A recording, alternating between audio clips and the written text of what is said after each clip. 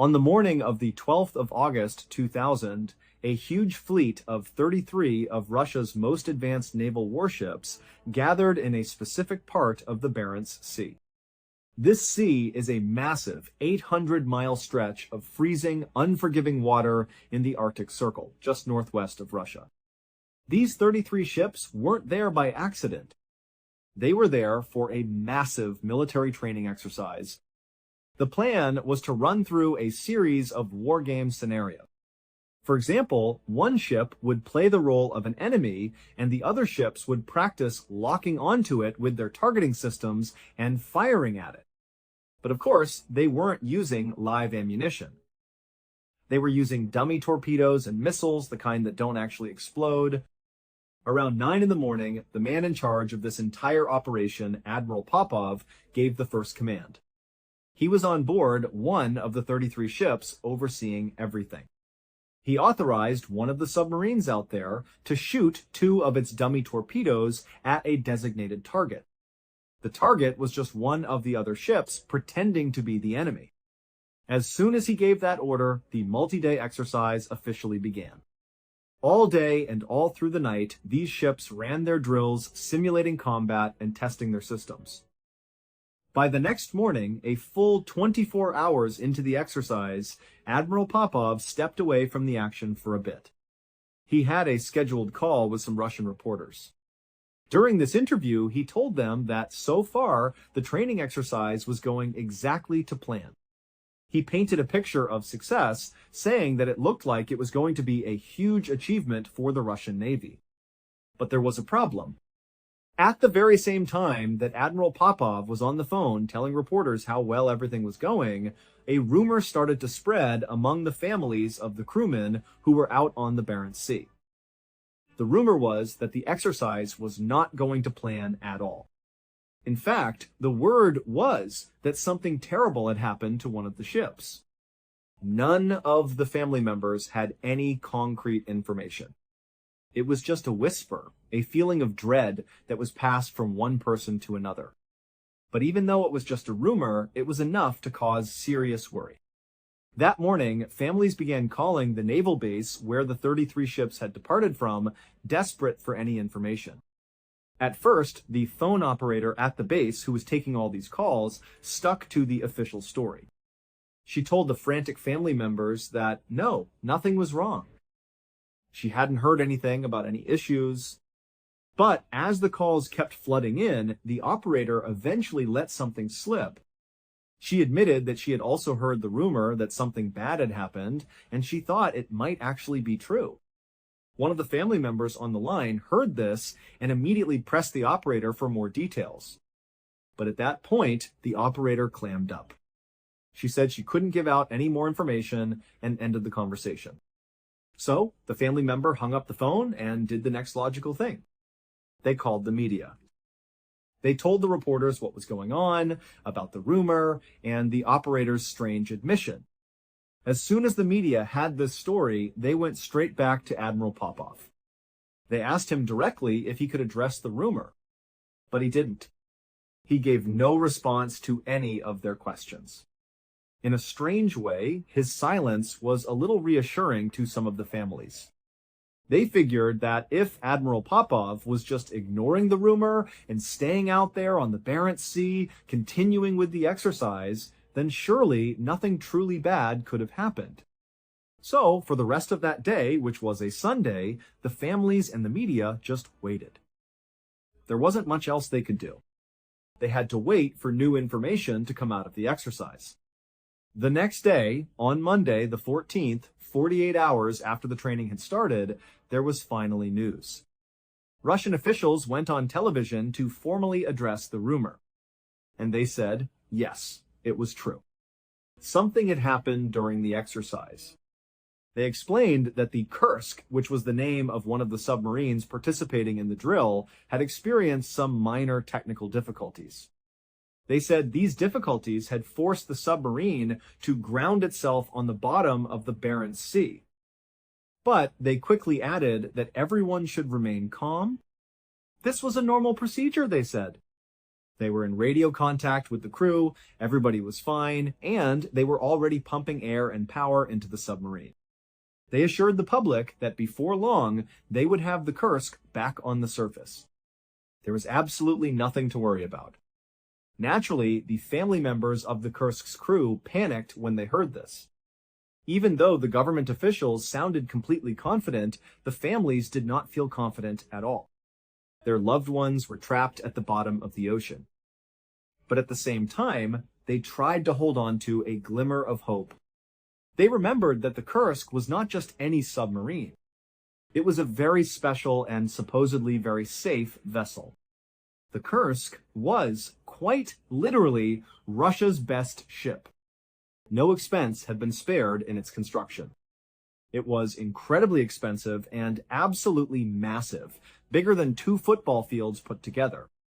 It was built out of a specialized, highly reinforced steel that was designed to allow it to take a direct hit from a torpedo and just keep going without any major problems. The inside was also outfitted with all the latest and greatest technology. So, the thinking was, if you had to be stuck at the bottom of the ocean inside a submarine, you would want to be stuck inside the Kursk. And the families took some small comfort in that. But over the next couple of days, that comfort began to fade. Despite the government's constant reassurances in the news that everything was fine, that it was a minor issue, and that they'd have the Kursk up in no time, the submarine was still at the bottom of the sea. And the government wasn't giving the families or the media any new information. In this vacuum of information, the families began to panic again, and the media started to speculate. Did the Kursk really just suffer from minor technical difficulties like the government was saying? Or was this something much, much more serious? That question would be answered on August 21st, 9 days after the training exercise had begun. A Norwegian dive team had been brought in to assist with the recovery effort. They were able to dive down to the Kursk's location. They managed to get inside the submarine through an escape hatch. An escape hatch is like a small, watertight closet on the outside of the sub that allows people to enter and exit without flooding the interior. Once these Norwegian divers got inside the Kursk and had a look around, they were completely shocked by what they saw. While the exact details of what happened inside the Kursk are still debated to this day, and probably will be for a long time, there is one part of the story that is more or less universally accepted. And that is what happened inside of compartment number 9. The Kursk was divided into 9 separate watertight segments called compartments. Compartment 1 was at the very front of the submarine, and they were numbered sequentially all the way to compartment 9 at the very back. The reason we know what happened inside compartment 9 is because a 27-year-old crew member named Dmitry Kolesnikov told us Dmitry was born into a family of submariners. His father was a submariner, and his grandfather was a submariner. Growing up, Dmitry idolized them, and all he ever wanted to do was follow in their footsteps. In the late 1990s, his dream came true. He was commissioned as a naval officer in the Russian Navy and was given orders to serve aboard the Kursk. Just 4 months before this fateful training exercise, Dmitry met and quickly married a high school teacher named Olga. Right after their wedding, one of the first things he did was bring her on board the Kursk for a personal tour. Olga brought a video camera with her and filmed the entire tour. On that video, Dmitry is all smiles. He's so happy leading her around the ship, introducing her to his crewmates, and showing her all the cramped spaces on board. It's incredibly obvious from the video that Dmitry was so proud of his job, and even more proud to be sharing that part of his life with his new wife. Fast forward to the 12th of August 2000. Dmitry, along with 117 other crew members, had just arrived at their designated location in the Barents Sea for the exercise. At 11:27 inches the morning, the captain of the Kursk came over the radio. He spoke to Admiral Popov, who was on a separate ship. The captain informed the admiral that the Kursk was about to fire its 2 dummy torpedoes. After that call was made, the crewmen in the first compartment of the Kursk, at the very front of the sub where the torpedoes were stored, began loading the two dummies into the tubes. Meanwhile, Dmitri was all the way back in the seventh compartment. This was the engine room, and it was where he was stationed. In fact, he was the officer in charge of everyone who worked in compartment 7. So, as the two dummy torpedoes were being loaded up front, Dmitri and his men were at their posts, twisting dials and pulling levers, running through their checks. All of a sudden, there was a really loud crashing sound. Then the entire ship shuddered violently and jolted hard to one side, as if a giant hand had grabbed the front of the submarine and twisted it. What Dmitri and the men in the seventh compartment couldn't possibly have known was that one of the real live torpedoes in the first compartment had malfunctioned, and it had just exploded. But because of how well built the Kursk was, how strong its reinforced hull was, the torpedo explosion, just as advertised, did not puncture through the outer wall. It did cause a lot of damage and started a massive fire, but the sub was not yet sinking. Back in the seventh compartment, Dmitri picked himself up from the floor. Alarms were blaring, and everything was total chaos. Everyone was shouting, asking what was going on. Dmitri took charge. He ordered his men to follow their emergency protocol, which was to seal the watertight doors of their compartment. In this case, he sealed the door leading to the sixth compartment in front of them and the door leading to the eighth compartment behind them. There are a lot of reasons for this protocol, but the main one is to contain damage. If there's a leak somewhere else on the submarine, sealing off your compartment protects you from being flooded. As Dmitri and his men were turning the heavy wheels to seal the two doors, they would have started to see and smell smoke pouring in through the ventilation ducts. This smoke was coming from the uncontrolled fire that was now raging at the front of the submarine. They also would have felt the submarine suddenly pitch upward at a very steep angle. The captain of the Kursk was desperately trying to surface. But before they could reach the surface, that uncontained fire reached the other live torpedoes, and it set off an almost instantaneous chain reaction of explosions. This second collective blast was catastrophic. It killed virtually everyone in the front half of the submarine. Either the blast itself blew them apart, or they died moments later when the hull was finally breached. This second explosion was so powerful that it did puncture the walls of the sub, creating a huge hole in the front. Icy Arctic water began flooding in at an incredible rate. So if you weren't killed by the blast, you very quickly drowned. The only people who survived the first and second explosions were those in the sixth compartment and further back. So compartments 6, 7, 8, and 9. Dmitri and the other men in the seventh compartment would have been badly shaken up by that second explosion. It would have rocked the submarine and sent them tumbling all over the place. But they were still alive, and they were very aware of the terrible situation they were in. I would imagine that Dmitri and the others tried to grab onto any piping or equipment they could as the submarine, its control room now destroyed, just angled straight down and began to plummet towards the ocean floor. At 11:32 a.m., just 4 minutes after that initial explosion, the Kursk slammed nose first into the seabed 350 feet below the surface. And then the back half of the submarine settled down to rest. We don't know exactly what happened on board the Kursk for the first 2 hours after it hit the bottom. What we do know is that they had power. So there was light inside the submarine. Also, the air purifiers were still working, so despite all the chemicals and smoke in the air, it was relatively easy to breathe. We also know that at some point, Dmitri and the other men in his compartment must have heard banging coming from the sixth compartment. Remember, they had sealed off the doors to both the eighth and the sixth compartments. Hearing the banging, Dmitri made a decision. He decided to break emergency protocol. He opened the door to the sixth compartment to allow any survivors who were banging on it to come into their section. When Dmitri and his men opened that door and looked into the sixth compartment, they would have seen that it was rapidly flooding.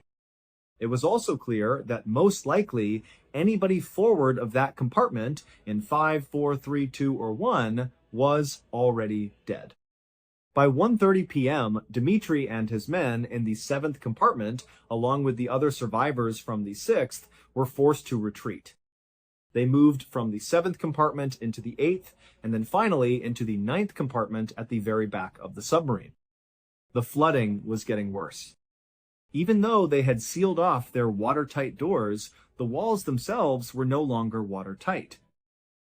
The huge explosion had sent shrapnel flying down the body of the submarine, puncturing holes in all the walls between the compartments. So it didn't matter if you shut your watertight door. Eventually, as one compartment filled up, the water would begin leaking through all the cracks and holes in the walls. Dmitri and all the men with him would have been very aware of this. By the time they all got back to the ninth compartment, there was nowhere else to go. The water was going to eventually reach them. They were doomed, unless they were rescued or unless they could get out through the escape hatch. Despite how absolutely terrifying this situation must have been, Dmitri remained calm. In fact, he was so calm that he pulled out a piece of paper. As he's sitting there in this cramped ninth compartment with 22 other men, he writes the date and the time in the corner. Then he begins to describe what had happened. He writes about an explosion and that he thought he and these 22 other men were the only survivors. He says they are now trapped in the ninth compartment and they have to wait for rescue. He also mentions that they had considered using the escape hatch, but apparently it hadn't worked. After Dmitri wrote this very neat, very legible, and very organized note, he folded it up and put it in his pocket. Then, for the next hour and a half, he sat there inside the ninth compartment with the 22 others. And then, the power went out. This plunged them into absolute pitch-black darkness. I mean, completely black inside of there. And because the power was out, the temperatures suddenly began to plummet. Then, the worst part, the water began seeping through the walls much faster. Dmitri and the other men would have known then that it was just a matter of time before the room filled completely with water. And there was nowhere to go. So, with the water rising all around them in the dark, Dmitri pulled that piece of paper back out of his pocket, and he added to the note, but this time his handwriting is barely legible. It's because he was probably suffering from hypothermia, so he would have been shaking uncontrollably. He also couldn't see what he was writing. In fact, he writes the words, "I'm writing blind," to indicate that it's totally dark in the room. In this second part of the note, which was dated and time-stamped an hour and a half after the first one, Dmitri indicates that he does not think he's going to survive. It's very clear that none of them think they're going to make it. Then, with the remaining space on the piece of paper, Dmitri writes a very loving and thoughtful message to his wife and his family, saying goodbye. And then his final words on the note are, "Regards to everybody. No need to despair. Kolesnikov." After he wrote this second message, he folded the paper up, put it back in his breast pocket, and then, in total darkness, listening to the sound of water rushing into the room, he and the other 22 damned souls prepared to die. We don't know exactly how long Dmitri and the other 22 men survived in compartment 9. But experts say the entire Kursk submarine was completely flooded about 8 hours after the initial explosion. One of the most heartbreaking parts of this whole story is that Dmitri and those 22 other men could have potentially been saved if the Russian response had been a little more urgent and coordinated.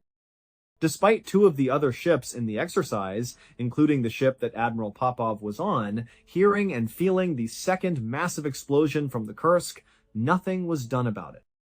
It was reported, but no one really took any action. And then, when no one could get in touch with the Kursk after they had said they were going to fire their dummy torpedoes, everyone just assumed it was a radio problem. They figured the Kursk was fine and would be in touch soon.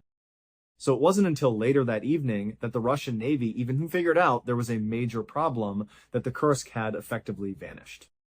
And then it would be several more hours before they even got a rescue submersible into the water and down to the Kursk's location. Once it was down there, the Russian rescue sub could not latch onto the escape hatch on the submarine. So even if there were survivors inside, they would not have been able to get out. For days, the Russians struggled to get inside the submarine and kept turning down offers of foreign aid from Norway, from America, and from Great Britain. Then finally, 9 days after the Kursk had sunk, the Russians accepted foreign aid. That's when the Norwegian dive team went down. They were able to open up the escape hatch relatively quickly. When they went inside the submarine, they saw it was completely flooded. There were bodies floating everywhere. And that's when, ultimately, Dmitri's body was found. And they found that note tucked safely in his breast pocket. Russia would go on to award the entire crew of the Kursk with the Order of Courage, which is a very significant military award. The families of the crew were each given 10 years' salary. They were also given free housing in any Russian city of their choice, and their children would all have their college educations paid for. Thank you so much for watching. Let me know what you thought of today's episode in the comments. And remember, we have a whole playlist of true crime episodes ready for you to binge right now. Until next time. See ya.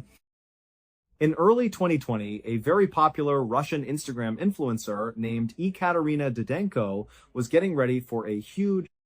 It was her 29th birthday, and she wanted to do something memorable, something that would look amazing on social media. Ekaterina and her husband, Valentin, decided to throw a party at a well-known spa in Moscow, Russia. They planned everything out, inviting a close group of their influencer friends to join them. The idea was to rent out a private section of the spa, one that came with its own steam room and a small, intimate indoor swimming pool. It was the perfect backdrop for the kind of content their followers love to see. Once the reservations were locked in, the excitement started to build online. Ekaterina and her friends began posting about the upcoming party, teasing their followers about the big day, and hyping up the event across all their social media accounts. When February 28th finally arrived, the day of Ekaterina's birthday, the whole group was buzzing with energy. Ekaterina, her husband, and the 8 friends they had invited all made their way to the Moscow spa. They were led to their private area, and it was exactly as they had imagined. There was food laid out, drinks were flowing, and music was playing. Right away, people started having a great time, jumping into the pool, relaxing in the hot tub, and just enjoying the atmosphere. Of course, since they were all influencers, the phones were out immediately. Everyone was taking pictures, filming videos, and even live streaming parts of the celebration. From the outside, it looked like the perfect party, a glamorous event going exactly as planned. Then, at a certain point in the evening, Ekaterina's husband, Valentin, gave a subtle signal to the rest of the group. Everyone except Ekaterina knew what was coming. They started to pull out these large white bundles. As they unfolded them, it became clear what they were: full-body, hazardous materials, suits. The kind you'd see in a movie about a chemical spill, complete with masks and hoods. One by one, the guests started putting them on. They handed one to Ekaterina, telling her it was all part of her big birthday surprise. Now, it's not entirely clear if Ekaterina was genuinely surprised or if she was just playing along for the cameras. After all, a dramatic reaction would make for better content. Either way, she put on the white hazmat suit just like everyone else. Once the entire party was dressed in these bizarre-looking outfits, Valentin wheeled in a huge cooler, the kind you'd take on a camping trip, and he positioned it right at the edge of the indoor pool. The cameras were all pointed at him. With a dramatic flare, he unlatched the lid and threw it open. A massive cloud of thick white smoke immediately billowed out, pouring over the sides of the cooler and spreading across the floor. The guests all gasped and cheered, laughing as they filmed the spectacle. Inside the cooler was about 55 pounds of dry ice. Dry ice, as you probably know, is just carbon dioxide frozen into a solid state. It's incredibly cold and is often used to keep things refrigerated for a long time. But it's also famous for the visual effect it creates. When dry ice warms up, it doesn't melt into a liquid like regular ice. Instead, it turns directly from a solid into a gas, a process called sublimation. This releases huge clouds of white carbon dioxide gas, which looks a lot like a spooky fog. This was Valentine's plan. He wanted to dump all of this dry ice into the pool to create a stunning visual effect covering the entire surface of the water with this thick rolling fog. It would look incredible on Instagram. Now, dry ice is considered hazardous if you don't handle it properly. The partygoers were all wearing these hazmat suits, but it's very unlikely they were wearing them for actual safety. It was more of a gimmick, a prop, to make the stunt look more dramatic and exciting for their social media feeds. So, with everyone watching and filming, Valentine and another one of the guests grabbed the large cooler. They tilted it forward and dumped the entire 55 pounds of solid dry ice directly into the swimming pool. The second the dry ice hit the relatively warm water of the pool, it began to sublimate at an incredible rate. There was an almost explosive release of carbon dioxide gas. A massive, dense white cloud instantly erupted and filled the entire lower half of the room, completely obscuring the pool. None of the partygoers seemed worried at all. They were laughing and filming, thinking it was the coolest thing they had ever seen. They had no idea of the danger they were in. To them, this was just the peak of the party. Caught up in the moment, Valentine, Ekaterina's husband, took a running leap and jumped straight through the cloud of gas, disappearing into the water below.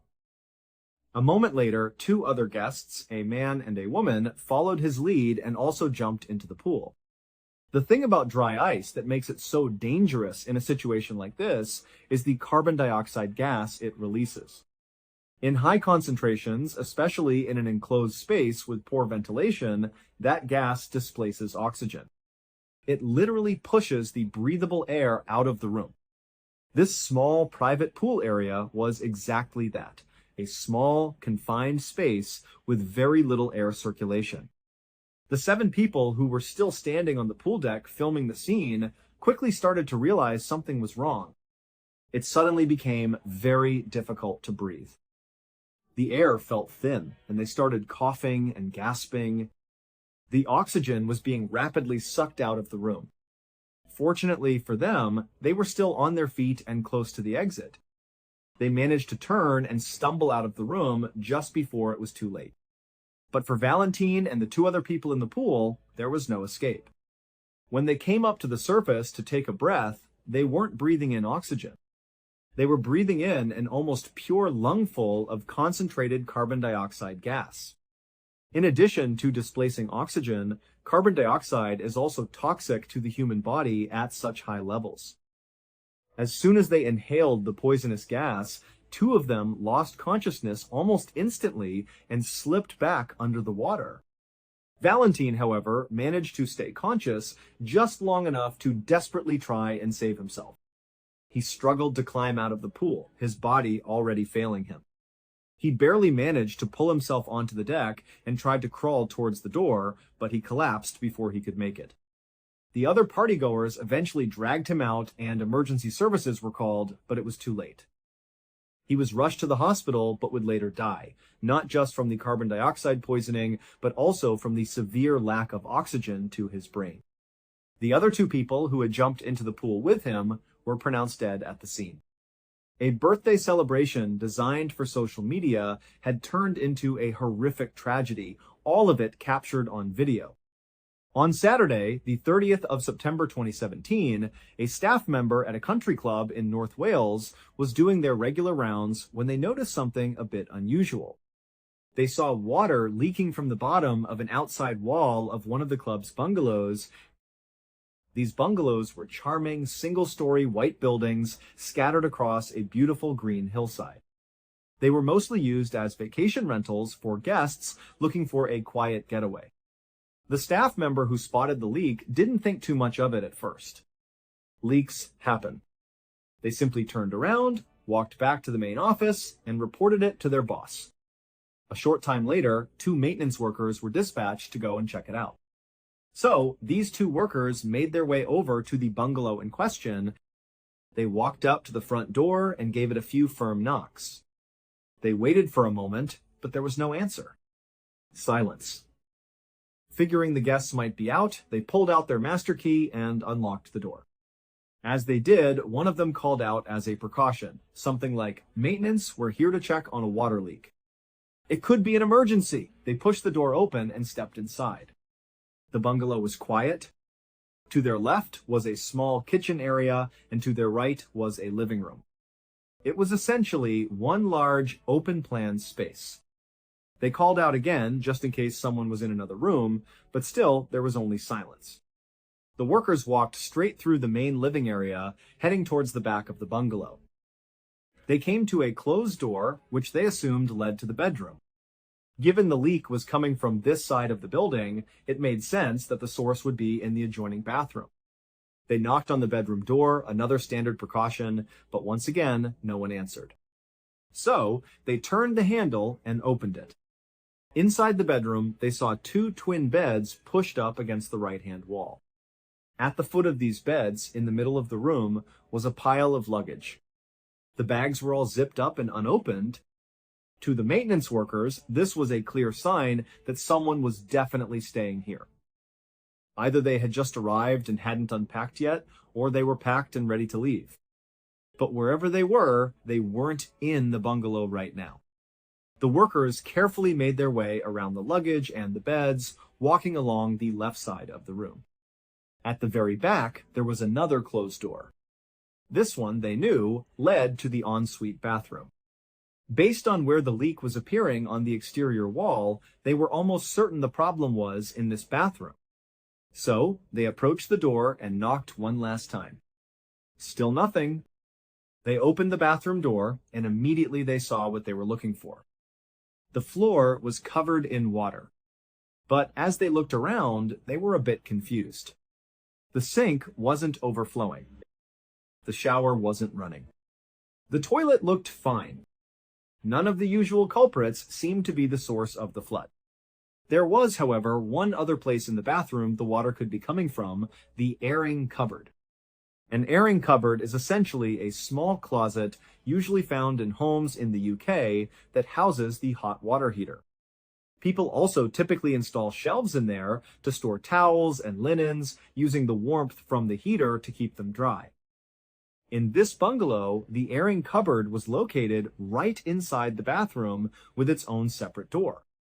This door was positioned immediately to the left of the main bathroom door. The workers reached over and pulled the handle. The door to the airing cupboard swung inward.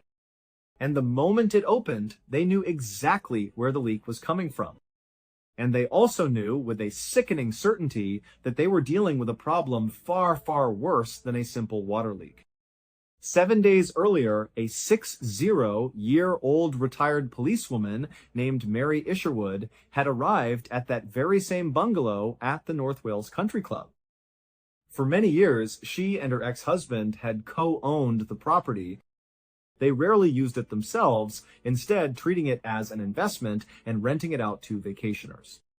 But recently, they had made the decision to sell it. Before the sale was finalized, Mary told her ex-husband that she wanted to spend one last week there to finally enjoy the property for herself. The original plan was for her to go with a group of friends, but at the last minute, her friends had to cancel. Mary was undeterred.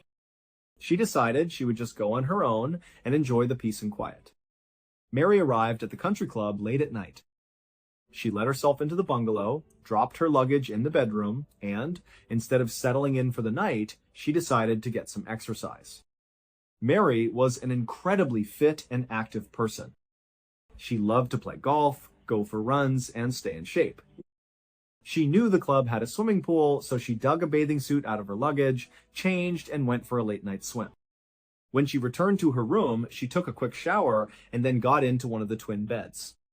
She preferred to sleep without any clothes on, and that night was no different. Sometime in the middle of the night, Mary woke up needing to use the bathroom. She got out of bed, walked the few steps to the bathroom door, and went inside. After she was done, she turned to go back to her bedroom. In the pitch-black darkness, she reached out for the door handle. But instead of grabbing the handle for the bedroom door, her hand found the one for the airing cupboard, which was right next to it. She turned the knob, opened the door, and stepped inside. The cupboard was completely dark. As she took a step forward, the door swung shut behind her with a soft click. She probably bumped into the shelves and realized immediately that she had made a simple mistake. This wasn't the bedroom. She turned around to open the door and let herself out, but as she grabbed the doorknob from the inside, it crumbled in her hand. The old, worn mechanism broke into several pieces and fell to the floor in the darkness. Suddenly, a silly mistake had become a very serious situation. Mary was in a tiny, pitch-black closet. The broken pieces of the doorknob were scattered on the floor, and she had no way of seeing how to put them back together. She likely knelt down, feeling around for the pieces, trying desperately to reassemble the knob by touch, but it was an impossible task. The horrifying reality of her situation must have set in. She was staying in the bungalow completely alone. She wasn't scheduled to check out for another week. No one was expecting to hear from her. No one would come looking for her. And without a doorknob, the heavy wooden door was impossible to open. The latch was firmly in place. Mary started to panic. She began banging on the door with her fists and screaming for help at the top of her lungs. But her bungalow was a standalone building not connected to any others. Her voice and the sound of the banging didn't travel far. No one heard her. After hours of this, the initial shock and terror began to wear off, replaced by a steely determination. Mary was a former police officer. She wasn't one to give up. She decided she had to find a way out. She turned away from the door and faced the back of the small cupboard. In the darkness, she felt her way to the shelves that were in front of the hot water heater. She grabbed onto one of the wooden shelves and began to pull and twist with all her might until it broke free from the wall. Now she had a tool, a makeshift club. She turned back to the door and tried to smash it open, but she quickly realized the solid wood was too strong. So she changed her tactic. She started striking the wall right next to the door, the drywall. She found that she could break through it. It was slow, grueling work, but she was making a hole. Her new plan was likely to create a hole big enough to reach her arm through and open the door from the outside. But the progress was painfully slow. She needed a better tool. She turned back towards the water heater and broke away a few more shelves, clearing a path for herself. She squeezed past the remaining supports until she was standing right in front of the heater itself. By touch, she felt around for the copper pipes connected to it. She found one, got a firm grip, and started yanking on it with all her strength. She pulled and twisted until a section of pipe ripped free from the heater. She now had a much better tool, a solid piece of metal pipe that would be far more effective at digging through the wall. But in breaking the pipe, she had created a new and much more immediate problem. The moment the pipe broke, cold water started spraying out of the hot water heater, flooding the tiny cupboard. There was no way for Mary to avoid it. She was instantly soaked in a continuous stream of shockingly cold water. It was a miserable and painful experience, but she was focused on survival. She had her tool. She would just have to endure the cold and dig herself out. With freezing water raining down on her, Mary returned to the hole she had started next to the door and began to dig again, smashing and tearing at the drywall with the piece of pipe. She worked for hours, fueled by adrenaline and the will to live. But then, she hit something solid. The pipe clanged against it. She felt through the hole. It was a brick wall. The bungalow's exterior wall was right behind the drywall. There was no way through. She couldn't reach around to the outside of the door. It was a dead end. Devastated and exhausted, she stopped. The cold water was still pouring down on her, and the first stages of hypothermia were likely setting in, but even then, she didn't give up. She made one last, desperate attempt. She turned and faced the other interior wall, the one that separated the airing cupboard from her bedroom. She started digging again, smashing the pipe into this new wall, hoping she could burrow a hole large enough to crawl through to safety. For several more hours, she dug and clawed at the wall, periodically stopping to scream for help and bang on the door. Eventually, she broke through to the other side. She had made it into her bedroom. But in a final, cruel twist of fate, as she pushed the pipe through the wall, it didn't emerge into open air. It hit another hard, flat surface.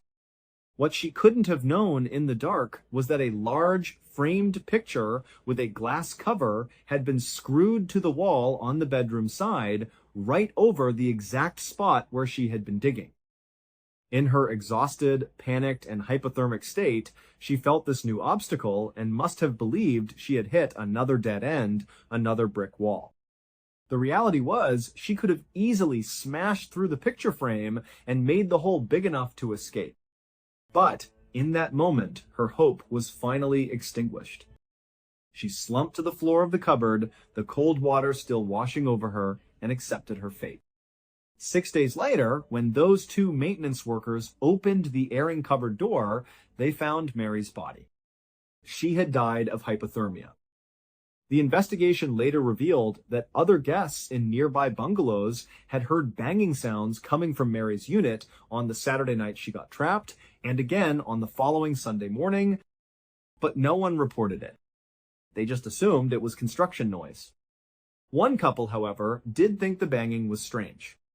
They told each other that if they still heard it by 5 o'clock on Sunday evening, they would call the front desk to report it.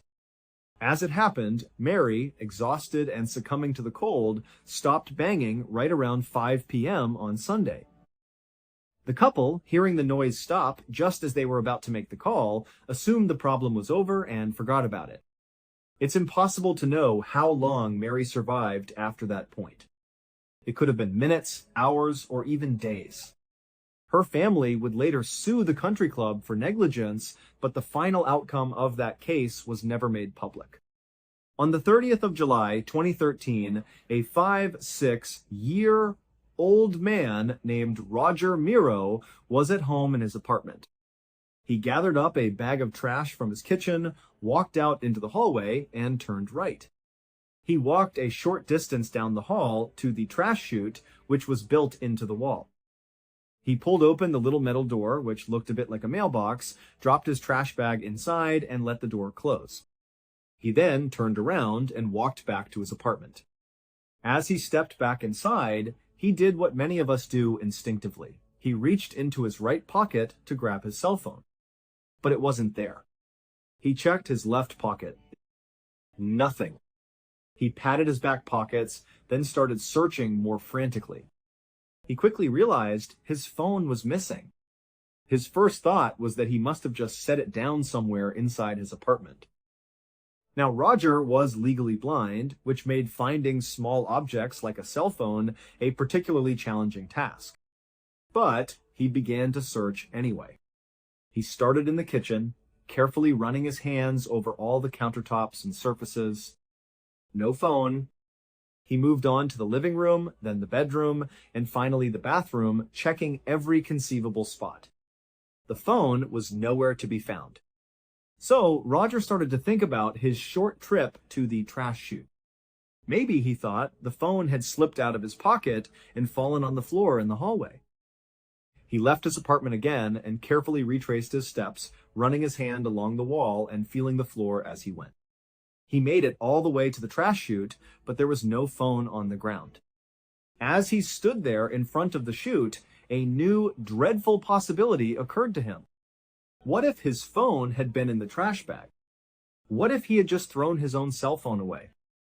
As Roger was contemplating this, one of his neighbors came out into the hall and saw him standing there looking concerned. The neighbor asked him what was wrong, and Roger explained the whole situation with his missing phone. The neighbor had a helpful suggestion. He told Roger to go down to the first floor and ask the building manager for the key to the main trash room. That's where all the garbage from the chutes collected. Roger thanked him, made his way to the elevator, and went down to the first floor. He found the manager's office and knocked on the door. When the manager answered, it was clear he was in the middle of something important. Roger explained his problem, saying he thought he might have accidentally thrown his phone away and just wanted to take a quick look in the trash to see if he could find it. Now, the building had a strict policy about the trash room. It was considered a hazardous area, and residents were not allowed to go in there by themselves. The manager was supposed to accompany any resident who needed to retrieve an item. But at that exact moment, the manager was waiting for a very important phone call and couldn't leave his desk. He felt bad for Roger, though, and decided to bend the rules.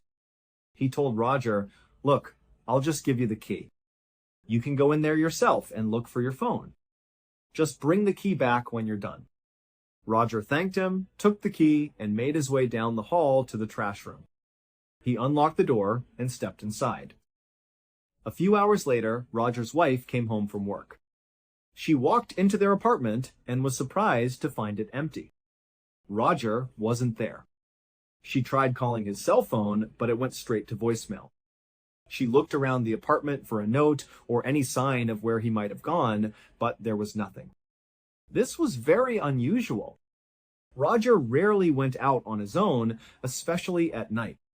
A feeling of deep unease washed over her.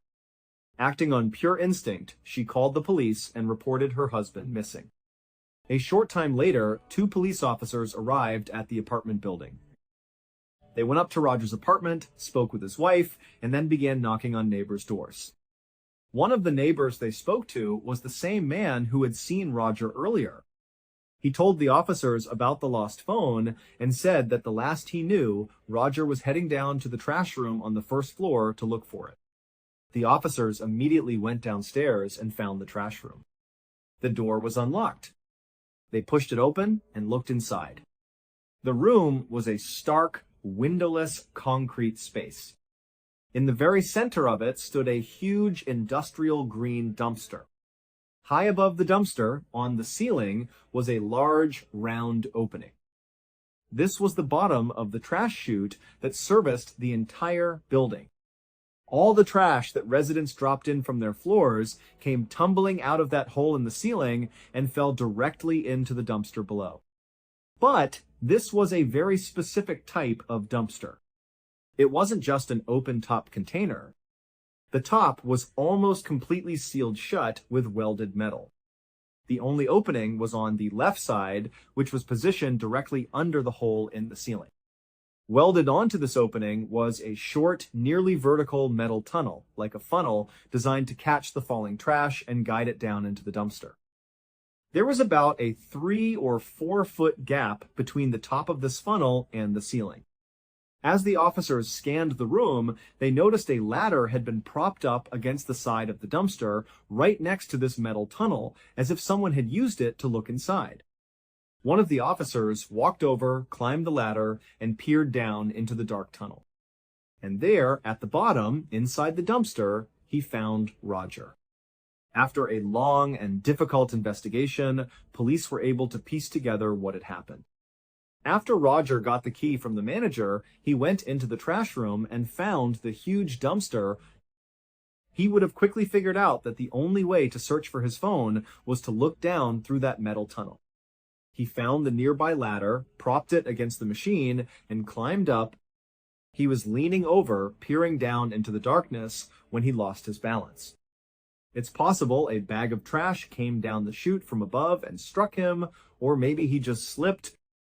Either way, he tumbled forward and fell headfirst down the tunnel and into the dumpster. What Roger could not have known was that the moment he fell in, he was trapped. This wasn't just a dumpster, it was an industrial trash compactor. When he fell, his body landed on an electronic sensor at the bottom. This sensor was designed to automatically activate the compactor whenever enough trash had accumulated. Inside the dumpster, a massive hydraulic ram was set into one wall.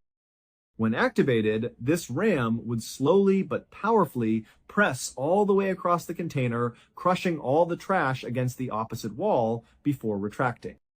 Roger, being legally blind and likely dazed from the fall, would have had no idea what was happening until he heard the terrifying mechanical groan of the machine starting up. He was in complete darkness, with the sound of a hydraulic press moving towards him.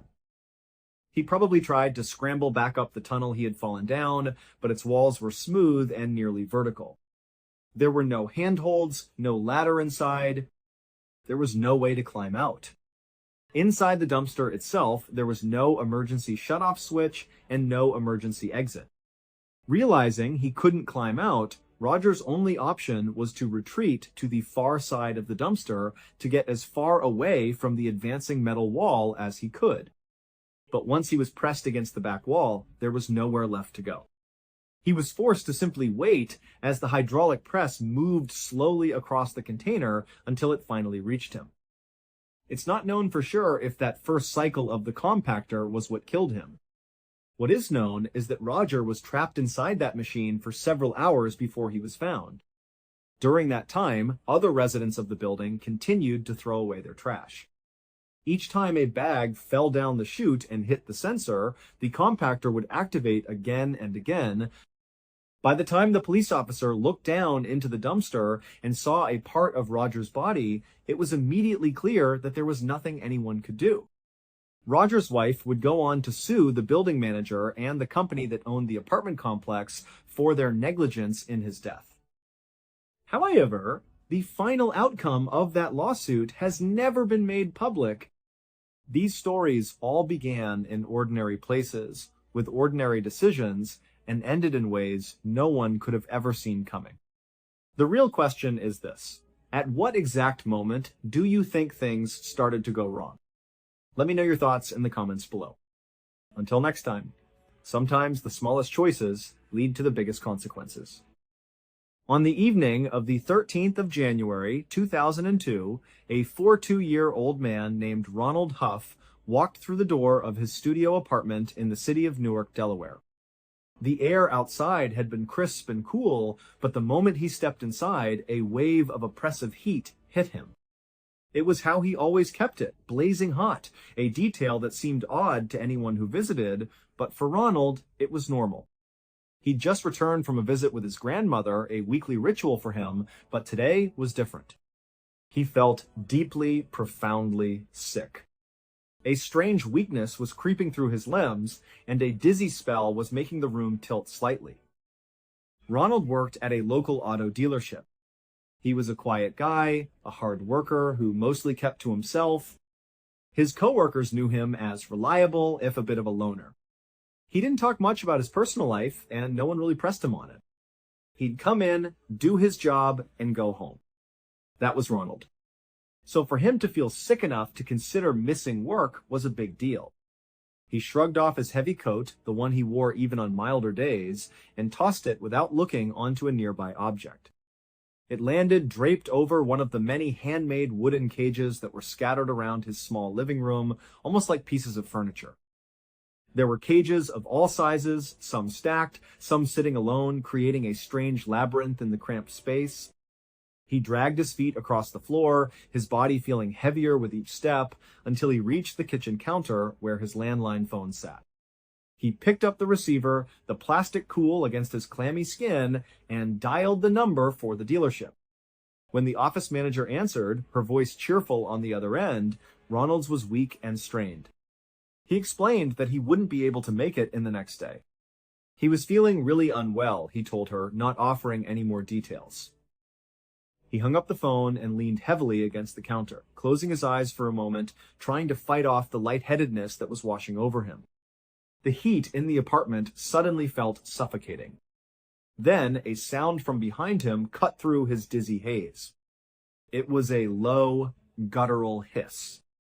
It was a familiar sound, one he heard a dozen times a day, and it was a sound that meant someone was hungry. Without even thinking, Ronald turned and walked over to his refrigerator. Instinctively, he reached out with his right hand to grab the handle and pull the door open. But the second his fingers wrapped around the handle and he applied pressure, a sharp, shooting pain jolted up his arm. He winced, pulling his hand back. He'd forgotten. His right hand was wrapped in thick white bandages covering a nasty injury he'd gotten a week earlier. Grimacing from the pain, he switched hands, using his left to open the heavy fridge door. The cool air that spilled out was a momentary relief from the stifling heat of the room. After grabbing what he needed, he shut the fridge and walked back over to the kitchen counter. Next to the phone was a large glass jar. He unscrewed the lid and plunged his hand inside, pulling out a whole fistful of live cockroaches. They were huge, each one about 2 inches long, their legs and antennae wriggling frantically against his palm. He walked a few steps away from the counter and simply opened his hand, letting the cockroaches drop to the floor. They hit the linoleum with a series of soft clicks and scattered in every direction, disappearing into the shadows under the cages and furniture. That was one chore done. With the feeding finished, Ronald decided he just needed to lie down. The sickness was getting worse. The dizziness was back with a vengeance. As he started to walk across the kitchen, heading towards his bedroom, the world suddenly began to spin violently. The floor seemed to drop out from under him, and he could barely keep his balance. He felt a wave of nausea and weakness so profound that his legs started to buckle. He tried to keep moving to just make it to his bed, but his body wouldn't cooperate. He stumbled, then stumbled again, his steps clumsy and uncoordinated. He lurched sideways, throwing his arms out blindly to try and catch himself. His outstretched arm hit something solid, and his fingers found the edge of his apartment door. He grabbed onto the doorknob, his knuckles white, trying to steady himself and stay on his feet, but it was no use. The strength was just gone from his body. He turned, pressing his back hard against the solid wood of the door, hoping it would hold him up. But he was so woozy, so incredibly weak, that his legs finally gave out. He slid down the length of the door, a slow, uncontrolled slump to the ground. He ended up sitting there, his back pressed against the door, his legs splayed out in front of him on the floor. His head felt heavy, too heavy to hold up, and it lolled to one side. Slowly, his eyes fluttered and then closed. As Ronald Huff lost consciousness, the last things he heard were the familiar sounds of his apartment. The faint, skittering footsteps of roaches scurrying across the floor, and the distinct, wet crunch of chicken bones being crushed. 3 days passed. In the apartment next door, Ronald's neighbor was watching television when he heard the distinct crackle of police walkie-talkies out in the hallway. Curious, he got up and opened his door a crack. He saw 2 uniformed police officers and the building's superintendent standing right in front of Ronald's apartment. The neighbor liked Ronald. He thought of him as a nice, quiet guy who never caused any trouble. He couldn't imagine what the police would want with him. But then he thought about it and realized he hadn't seen or heard Ronald for several days, which was unusual. Normally, he'd hear him moving around in there. The neighbor watched as one of the officers knocked firmly on Ronald's door. "Newark Police!" the officer called out. "Mr. Huff, are you in there?" They waited. No answer. They knocked again, louder this time, their knocks echoing in the quiet hallway. Still nothing. After a few minutes of this, with no response from inside, the police officers stepped back. They gestured to the superintendent, who fumbled with a ring of keys before finding the right one. He inserted it into the lock, turned it, and the lock clicked open. The superintendent stepped back, and the officers moved forward to open the door. One of the officers pushed, but the door only moved an inch or two before stopping abruptly. It felt like something heavy was blocking it from the inside. The 2 officers exchanged a look. They put their shoulders into it, pushing together with all their weight. The door groaned and scraped against whatever was on the other side, finally opening just enough for them to squeeze their heads through the gap. The neighbor watched as the officers peered into the dim apartment. A moment later, they both recoiled, jumping back into the hallway so quickly they almost tripped over each other. Their hands immediately went to the guns on their hips. One of the officers grabbed the radio on his shoulder and started talking frantically into it, his voice low but urgent. Then, the neighbor watched as both officers and the superintendent quickly walked away down the hallway and out of sight, leaving Ronald's apartment door hanging partially open. As the distant wail of sirens grew closer, the neighbor's curiosity got the better of him. He took a cautious step out of his own apartment and into the hallway. From his new vantage point, he realized he could see directly into Ronald's apartment through the open door. What he saw in that brief glimpse was so bizarre, so horrifying, that for a long moment he just froze, his mind struggling to process the scene. A second later, the shock wore off and was replaced by a wave of revulsion. He scrambled back into his own apartment and slammed the door shut, locking it behind him. Hours later, the neighbor couldn't shake the image from his mind. It was seared into his memory. He grabbed a piece of paper and a pen and just started sketching, trying to get the grotesque scene out of his head by putting it onto the page. It would turn out that Ronald Huff had a secret, a very big secret. And on the evening of the 13th of January, 2002, right after he called in sick to work, that secret had killed him. The picture the neighbor drew showed what the police had seen. On the floor, slumped against the door, was Ronald's body. But it was horribly mutilated. His face, his ears, and his hands had been chewed away. His abdomen was torn open, and his internal organs were gone, completely eaten. And surrounding Ronald's body were the culprits. They were giant monitor lizards. He was secretly keeping 7 of them as pets inside his tiny studio apartment. He fed them a diet of live roaches and raw chicken and just let them roam free. They were massive, ranging in size from 2 feet to an incredible 6 feet long. Unfortunately for Ronald, monitor lizards are not just carnivores, their mouths are also teeming with deadly bacteria. The reason Ronald's right hand was all bandaged up was because, a week before his death, one of his lizards had bitten him. The bacteria from that bite had seeped into the wound, causing a horrible staph infection. And it was that raging, untreated staph infection that, a week later, had made him feel so sick. It was what very likely caused him to pass out and collapse against his apartment door. And after that, once he was unconscious and helpless on the floor, his hungry pets had begun to eat him. It's assumed by investigators that he died first from the infection, and then the lizards consumed his remains. However, the autopsy was inconclusive on this point. It couldn't prove that he was already dead when they started. And so, it is entirely possible that he may have still been alive when they began to eat him. After Ronald's death was discovered, animal control was called in to handle the lizards. They were carefully removed from the apartment and eventually placed in the care of the Catoctin Wildlife Preserve and Zoo in Thurmont, Maryland. From the time Gareth Williams was a young boy growing up in Wales, his parents knew he was not just smart, he was exceptionally gifted. His mind worked on a different level than other kids his age. While they were playing with toys, Gareth was devouring books on mathematics and science. His academic trajectory was nothing short of meteoric. When he was just 17 years old, he achieved a first-class honors degree in mathematics from a university in his hometown. Most people don't even start university at that age. A couple of years after that, he had earned his PhD from the University of Manchester in England.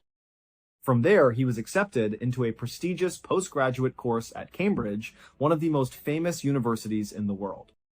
It seemed he was destined for a quiet, brilliant career in academia. But he would never finish that degree at Cambridge. His incredible achievements and his rare talent for complex problem solving had not gone unnoticed. Britain's intelligence agencies, always on the lookout for the brightest minds, had put him on their radar.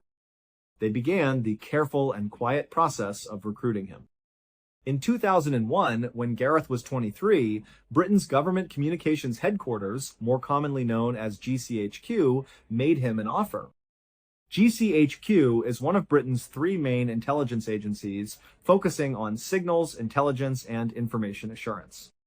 They offered him a job as a codebreaker. For Gareth, who loved puzzles and complex systems, it was a dream job.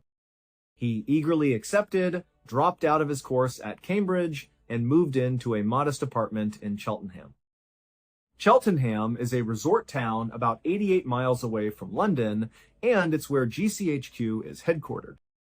For the next 10 years, Gareth would live and work there, dedicating his genius to protecting his country's secrets. Despite being an intensely private and shy person, Gareth thrived at GCHQ. He was a highly valued member of his team. His genius in mathematics and his understanding of technology helped his group solve some of the most difficult cryptographic challenges they faced, earning them a number of Britain's highest awards for international codebreaking. He was brilliant, and his colleagues respected him for it. Then, in 2009, his work caught the attention of another, more famous intelligence agency. The Secret Intelligence Service, also known as MI6, was so impressed with Gareth's record that they offered him a job. This wasn't just another desk job.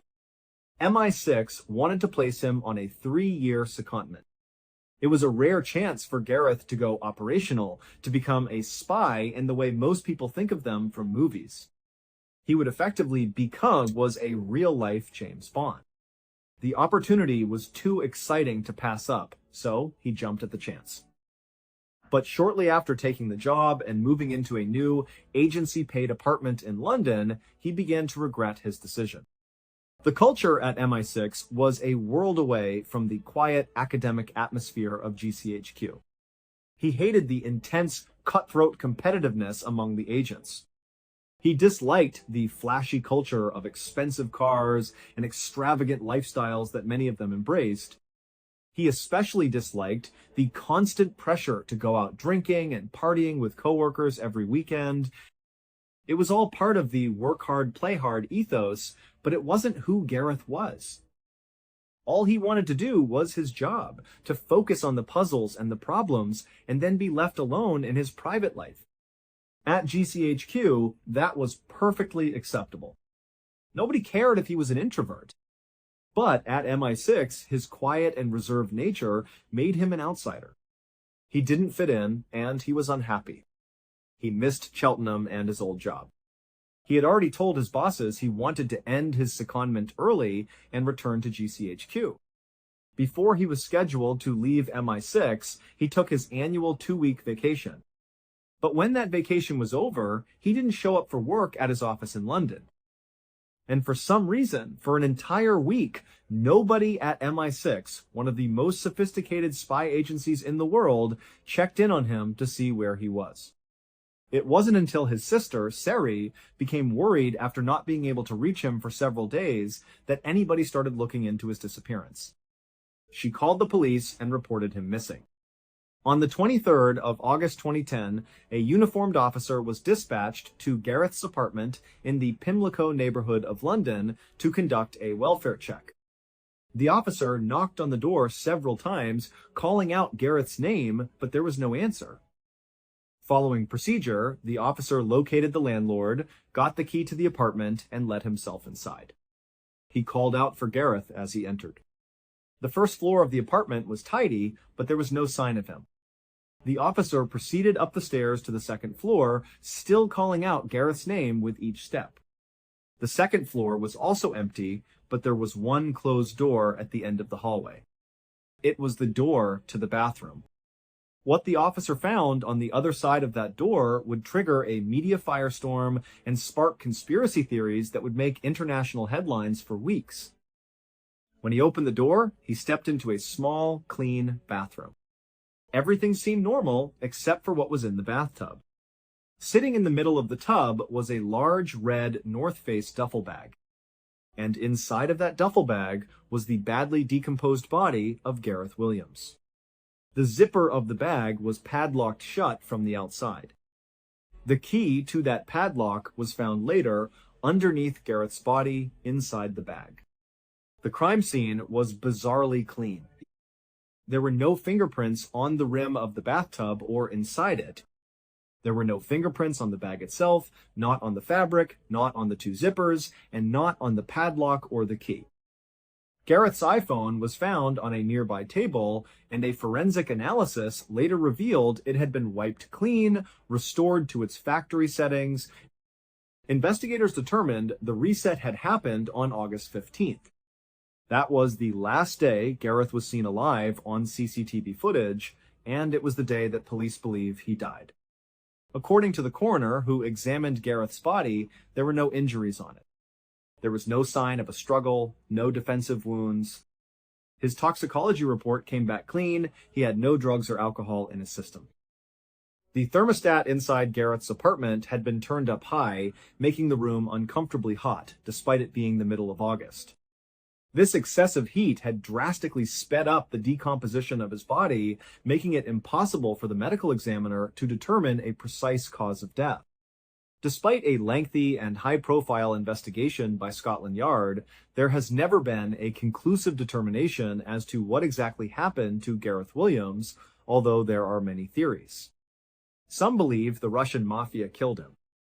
Just before his death, Gareth had been working on a case involving money laundering operations in Britain that were directly tied to Russian organized crime. This work would have certainly made him a target. Another prominent theory is that MI6 itself had something to do with his death. This theory is supported by their strange lack of action when he failed to show up for work. Why did a top-secret agency not immediately check on their missing agent? In fact, one former MI6 agent has since come out publicly to say he believes there was a cover-up. He was interviewed by CNN and stated that he believed MI6 agents had gone into Gareth's apartment before the police arrived and had cleaned the scene, wiping it down to remove any fingerprints and DNA evidence that might have implicated them. The last major theory, and the one that the authorities eventually settled on, is that Gareth did this to himself accidentally. During the investigation, it was discovered that he made occasional visits to bondage and claustrophilia websites. There was also an anecdote from his landlord who said that on at least one occasion, Gareth had to call out for help because he had tied his own wrists to his bed frame and couldn't get himself undone. The theory was that he had climbed into the bag as part of some sort of escapology or sexual ritual and had become trapped. But this theory has a massive flaw. During the inquest into his death, two experts, both skilled escapologists, attempted to replicate the scenario. They tried to get inside a similar-sized duffel bag, zip it up, and padlock it from the outside. They tried over 400 times and failed every single time. They concluded it was impossible for Gareth to have done it alone.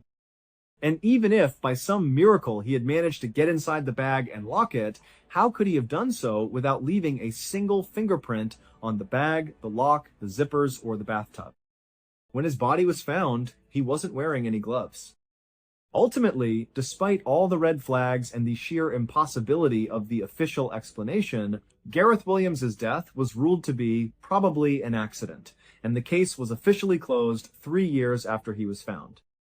Growing up, Pauline Dakin always had a nagging feeling that there was something just a little bit off about her family. It was a sense of unease she couldn't quite put her finger on, a shadow of anxiety that seemed to follow them everywhere. Years later, she would find out that her childhood instincts were absolutely right. In 1970, when she was just 5 years old, her parents, Ruth and Warren, separated. For Pauline, this wasn't a huge shock. Her father, Warren, was a heavy drinker, and his temper could be explosive. The house was often filled with tension. But after the separation, when Pauline, her mother, and her older brother moved into a different house on the other side of Vancouver, Canada, things didn't get better. In fact, Pauline noticed her mom started to act even more anxious, almost paranoid, all the time. But she never explained why. When Pauline was 9, her mother gathered her and her brother in the living room and announced they were going on a surprise vacation to Winnipeg, a city over 1,000 miles away. They packed up the van, hopped in, and started the long drive across the country. When they finally arrived, they pulled up to a small house, their supposed vacation home. But once they were inside, Ruth sat her children down and informed them that this was not a vacation. This was their new home. They were never going back to Vancouver. Pauline and her brother were devastated. "Why?" they asked. "Dad is still back in Vancouver." "We want to see Dad." But their mother's face was grim. She just said, "I'm sorry, kids. This is just the way it has to be. When you're old enough, I promise I will explain everything." Confused, sad, and missing their father, Pauline and her brother had no choice but to start a new life in Winnipeg. Over the next 4 years, Pauline never saw her father and eventually lost touch with him. She slowly started to adjust to her new life, making a couple of close friends at her new school. She was just beginning to feel like Winnipeg was home.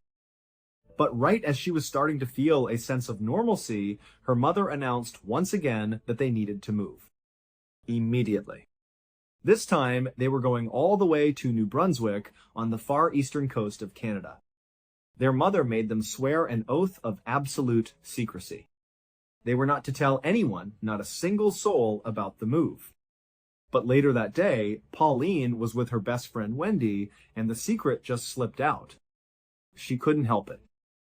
So when Ruth came to pick Pauline up from Wendy's house, the two girls had to stage a very casual, breezy goodbye, pretending like they would see each other at school the next day, all so that Pauline's mother wouldn't suspect she had broken her promise. Once they were in New Brunswick, the family finally seemed to put down roots. They stayed there for many years. But her mother's strange anxiety never went away. She was still paranoid about something, always looking over her shoulder. The kids just had no idea what it was. Fast forward to 1988. Pauline was now 23 years old. She had moved out of the family home and was living with her boyfriend about 2 hours away. She was working as a reporter for a local newspaper. One day, her mother called her with a strange request. "I'd like to meet you at a motel," she said. "I'm finally ready to tell you everything. The truth about your childhood." Pauline was intrigued and a little nervous, but mostly excited. This was the conversation she had been waiting for literally decades. So Pauline eagerly drove to the motel. When she arrived, she saw her mother pacing anxiously in the parking lot. She walked up to her mom with a smile, about to say hello, when her mother suddenly looked at her, put a single finger to her lips, shushing her. Then, her mother jammed a plain white envelope into Pauline's hands. Scrawled on the front of the envelope were a few words. "Don't say anything. Put your jewelry inside of this envelope. It's probably bugged. I will explain everything inside. Just please don't speak." Pauline was completely bewildered, but she did as she was told. She took off her watch and her rings, put them in the envelope, and handed it back to her mother. The two of them then walked silently into the motel and into the room her mother had rented. When they went inside, a man was sitting in a chair in the middle of the room. Pauline recognized him immediately. It was Stan Sears, the reverend from their old church back in Vancouver. Her mother had worked as his secretary for the entire time they had attended that church. Pauline had always known that her mother and Stan were very close friends. They had even kept in touch after the family left Vancouver, with Stan periodically showing up for visits in both Winnipeg and New Brunswick. So, while it was a surprise to see him there, it wasn't a total shock when Pauline's mother confessed that she and Stan had fallen in love many years ago. They had been having a secret relationship ever since their time in Vancouver. But that revelation was nothing compared to what Pauline heard next. Her mother, with Stan nodding gravely beside her, explained the real reason they had to move so many times during her childhood. It was because her father, Warren, wasn't just a violent alcoholic. He was a mobster, a key member of an organized crime syndicate in Vancouver. Right after she and Warren separated, her mother found out that the mob had put a hit out on her. They believed that since her husband could no longer control her, she was a liability who knew too much. Stan then explained that he also had a hit on his head. The mob knew about his relationship with Ruth. On top of that, Stan had been providing pastoral counseling to a man in his congregation who, it turned out, was also a mobster. The mob believed this man had confessed critical secrets to Stan, making him an even bigger liability. At first, Stan said he didn't believe it. It sounded too crazy. But then he found out that the man he had been counseling had been assassinated, found dead in the trunk of his car. That's when he knew the threat was real. They decided they couldn't go to the police. Pauline's mother knew what happened to families who snitched on the mob. They were made into examples. So instead, they decided to go into hiding together. When Pauline and her family moved to Winnipeg and then to New Brunswick, Stan had secretly moved there as well, living nearby under the radar. That's why Pauline would see him show up periodically to visit. Pauline was in a state of complete shock, but at the same time, a strange sense of relief washed over her. It was a crazy explanation, but it was an explanation. It made sense of all the strange, terrifying things from her childhood. Over the next several hours, Pauline sat in that motel room with her mother and Stan and asked them every question she could think of.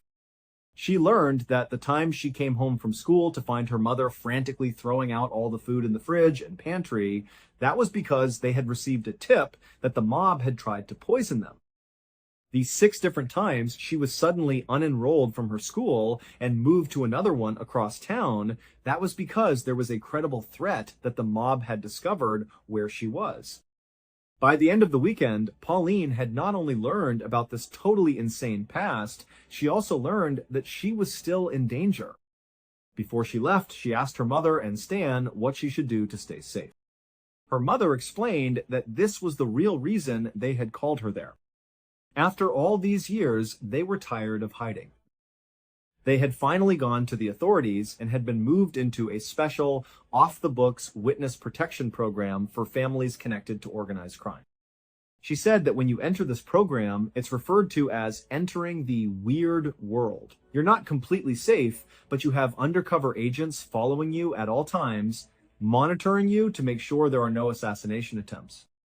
And before Pauline could even ask, her mother told her that as part of their entry into the weird world, they had requested that a couple of agents be assigned to monitor both Pauline and her brother, even though they didn't know about it. At this point, Stan leaned forward and handed her a small radio.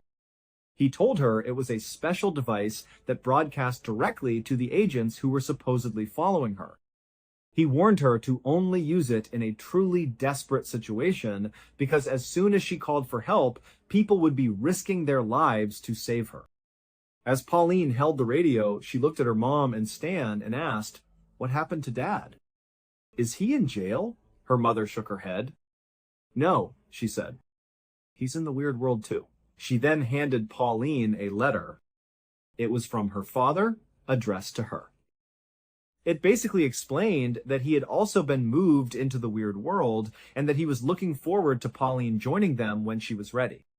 So now Pauline was standing there holding this radio and this letter from her supposedly mob-connected father, completely overwhelmed.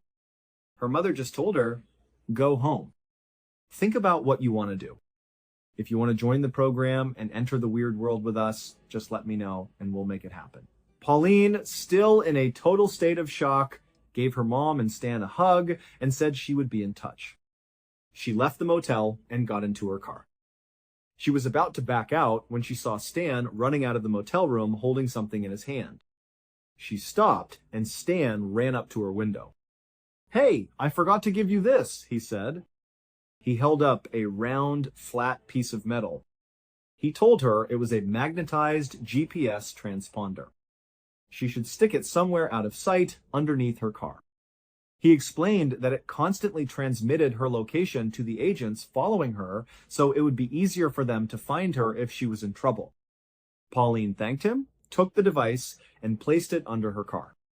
Stan went back into the motel. Pauline drove home with the intention of just taking a few days to process this insane information. Her plan was to think it over before committing to joining this weird world. But after only a couple of days, her paranoia was through the roof. Every shadow seemed like a threat. Every car behind her seemed to be following her.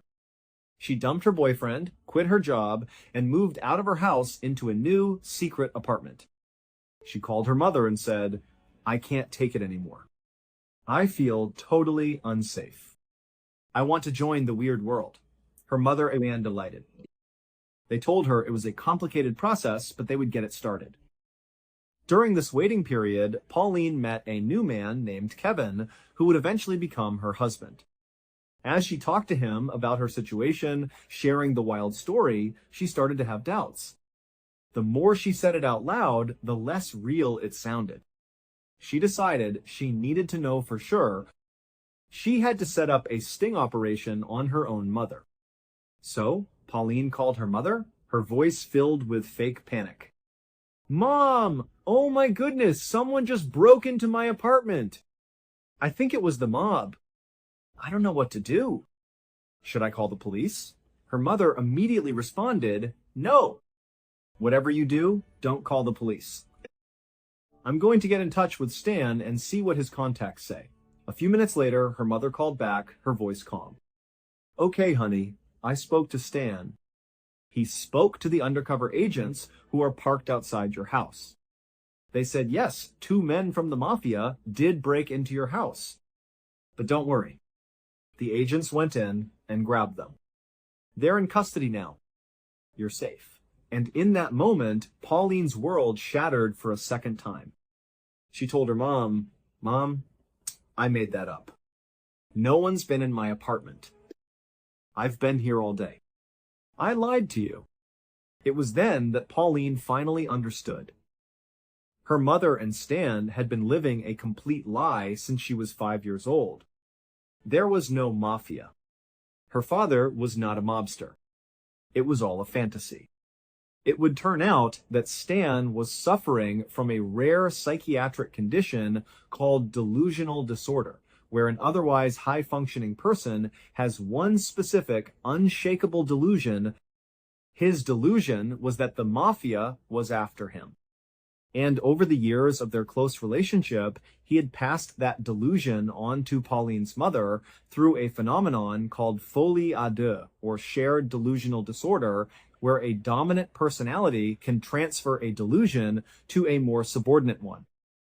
After confronting both her mother and Stan, neither of them ever admitted it was a lie. They couldn't. They truly believed it. To their dying day, they believed the mafia was after them. Their biggest concern after Pauline exposed the lie was not that they had been caught, but that Pauline was now in grave danger because she was no longer taking precautions. They were terrified she would be assassinated by the mafia. Pauline never got an apology or a real conversation about the damage this decades-long lie had caused, but she ultimately found a way to make peace with her bizarre past. She wrote about her experience in a best-selling memoir titled Run, Hide, Repeat. On the 15th of September 2010, a 55-year-old man named Greg Flanagan checked into the Elegante Hotel in Beaumont, Texas. It was a Monday, the start of his work week. As a young man, Greg had lived a life of adventure, working as a chief engineer on massive ocean-going vessels, spending months at a time out at sea. But in his middle age, he had reinvented himself as a landman. It was his job to travel around and secure leases for mineral rights and land for drilling operations. He was slender and looked fit, which was surprising considering he never exercised and had been a chain smoker for most of his life. He kept a close-cropped white beard and had the tanned, weathered skin of someone who had spent a lifetime outdoors. Every Monday morning, Greg would make the 2-hour drive in his pickup truck from his home in Lafayette, Louisiana, all the way to Beaumont, Texas, where his company would always put him up in a room at the Elegante. The hotel was nothing special, not fancy, but not a dive either. To Greg, it didn't matter. All he needed was a bed to sleep in and a television to watch. His room, number 348, was simple. When you walked in, there was a small bathroom immediately to the right. A little farther in, the room opened up. Straight ahead was a window that looked down over a small courtyard pool lined with potted plants. The main space had a queen-size bed pushed up against the right wall, and on the left wall there was a dresser with a TV on top. Greg wheeled his single suitcase into the room and placed it at the foot of the bed. He unzipped it and began his weekly routine. He carefully pulled out the collared shirts he would need for the week, making sure they stayed wrinkle-free, and hung them neatly in the closet. He then took out his toiletries, which were kept in a cloth bag with a convenient hook, and he hung the bag from the towel rack in the bathroom. After unpacking, he took off his worn-in brown work boots and his faded blue jeans and slipped into a comfortable pair of pajama pants. Anytime Greg stayed at the Elegante, he rarely left his room. There was a bar downstairs in the hotel lobby, but Greg wasn't much of a drinker or a socializer. He much preferred to have quiet nights by himself, just relaxing and watching TV. So, that night, Greg walked over to the wall unit and cranked the air conditioning up as high as it would go. He liked to sleep in a room that was practically freezing cold. Then, he got into bed, but he didn't lie down. He propped two big pillows up against the headboard and leaned back, getting comfortable for a night of channel surfing. He took a clean towel from the bathroom and laid it out on the empty side of the bed next to him. On this towel, he methodically arranged all his nighttime essentials: his ashtray, his pack of cigarettes, his lighter, his cell phone, the TV remote, and a candy bar. Everything he needed within arm's reach. He picked up the remote, turned on the TV, and began flicking through the channels. He eventually landed on a station that was playing the movie Iron Man 2. Good enough, he probably thought to himself. He put the remote down, picked up his candy bar, and unwrapped it. He took a bite, then grabbed a cigarette from the pack, lit it, and settled in, smoking and watching the movie. The following morning, Susie Flanagan, Greg's wife, didn't get her usual morning call from her husband. Every single morning that he was away for work, without fail, Greg would call her to say good morning and check in. It was their routine, and this was a major break from it. She started to feel a little worried. She tried calling his cell phone, but it just rang and rang until it went to voicemail. He never picked up. Growing more concerned, she called his office in Beaumont. He didn't answer his desk phone either. After trying his office a second and third time, one of his coworkers finally picked up. They told her that Greg hadn't come into work yet and they hadn't heard from him. Now Susie was genuinely concerned. A knot of dread formed in her stomach. She felt like something was wrong. She asked his coworkers, "Do you mind just going over to his hotel? Can you knock on his door and just make sure he's okay?" They agreed immediately and said they would head right over. Two of his coworkers drove to the hotel. They went up to the third floor to room 348 and knocked on Greg's door. There was no answer. They knocked again, louder this time, calling his name. Still silence. They went back down to the front desk and got the hotel manager, who came up with a master key. The manager unlocked the door and pushed it open, and right away they found Greg. He was lying dead in the middle of his hotel room floor. The position of his body suggested he had fallen first to his knees and then pitched forward onto his face. His left arm was sort of tucked underneath his body, and still clutched between the first two fingers of his left hand was a cigarette that hadn't fallen. It had burned all the way down to the filter. The room was exceptionally warm, and Greg's skin had a strange grayish-blue tint. Immediately after seeing him, his coworkers called 911. Shortly after the paramedics arrived, Detective Scott Apple of the Beaumont Police Department pulled up in his cruiser. Apple was a short, very fit guy with silver hair that he wore spiked up. He looked like a cop straight out of Central Casting, and he was known for working cases relentlessly. When he got up to room 348, he saw no signs of a break-in. Nothing inside the room seemed to have been disturbed. There was no blood and no obvious wound on Greg's body, with the single exception of a slight abrasion on his cheek, likely from when he fell and hit the carpet. Detective Apple looked around the room and found Greg's wallet, still in the back pocket of his jeans, which were folded on a chair. It was full of cash. Robbery was clearly not a motive. He went back out into the hall and began interviewing the occupants of the surrounding rooms. No one had heard anything unusual. No one had seen anything suspicious. He went back into the hotel room and conducted a more thorough search, looking for any kind of drugs or any substance that Greg might have taken that could have led to his death. There was nothing. No prescription pill bottles, no illegal drugs, no alcohol. Later that day, after the family had been notified of Greg's passing, his grief-stricken wife, Susie, called Detective Apple. Through her tears, she told him, "You know, my husband did not take good care of himself. He had a terrible diet. He's been smoking like a chimney since he was a teenager, and he never went to see a doctor.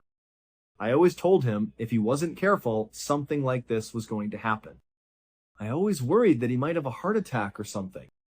At this point, everyone involved was thinking the same thing. Greg's family thought he had died of natural causes, and Detective Apple agreed. Based on everything he had seen at the scene, there was absolutely no evidence of foul play. It just looked like a tragic case of a man whose unhealthy lifestyle had finally caught up with him. Greg's body was sent to the Jefferson County morgue to be examined by Dr. Tommy Brown, who was the local medical examiner. He was a veteran pathologist who had seen just about everything. Dr. Brown had read the preliminary report, which suggested Greg had likely died of a massive heart attack. When Greg's body was wheeled in, there was nothing on initial visual inspection that contradicted that theory. The only two marks Dr. Brown noted on the outside of Greg's body were the small abrasion on his face from the fall and another very small, almost insignificant abrasion on his crotch. Beyond that, his body was completely unblemished. There were no bruises, no cuts, no signs of a struggle. But when Dr. Brown began the internal examination, the case took a shocking turn. It looked like someone had literally crushed Greg's insides. His entire torso was filled with blood. Food from his intestines had been ripped out and was loose inside his abdominal cavity. He had multiple broken ribs, several of his internal organs were lacerated, and there was a small, neat hole in his heart. Dr. Brown was completely baffled.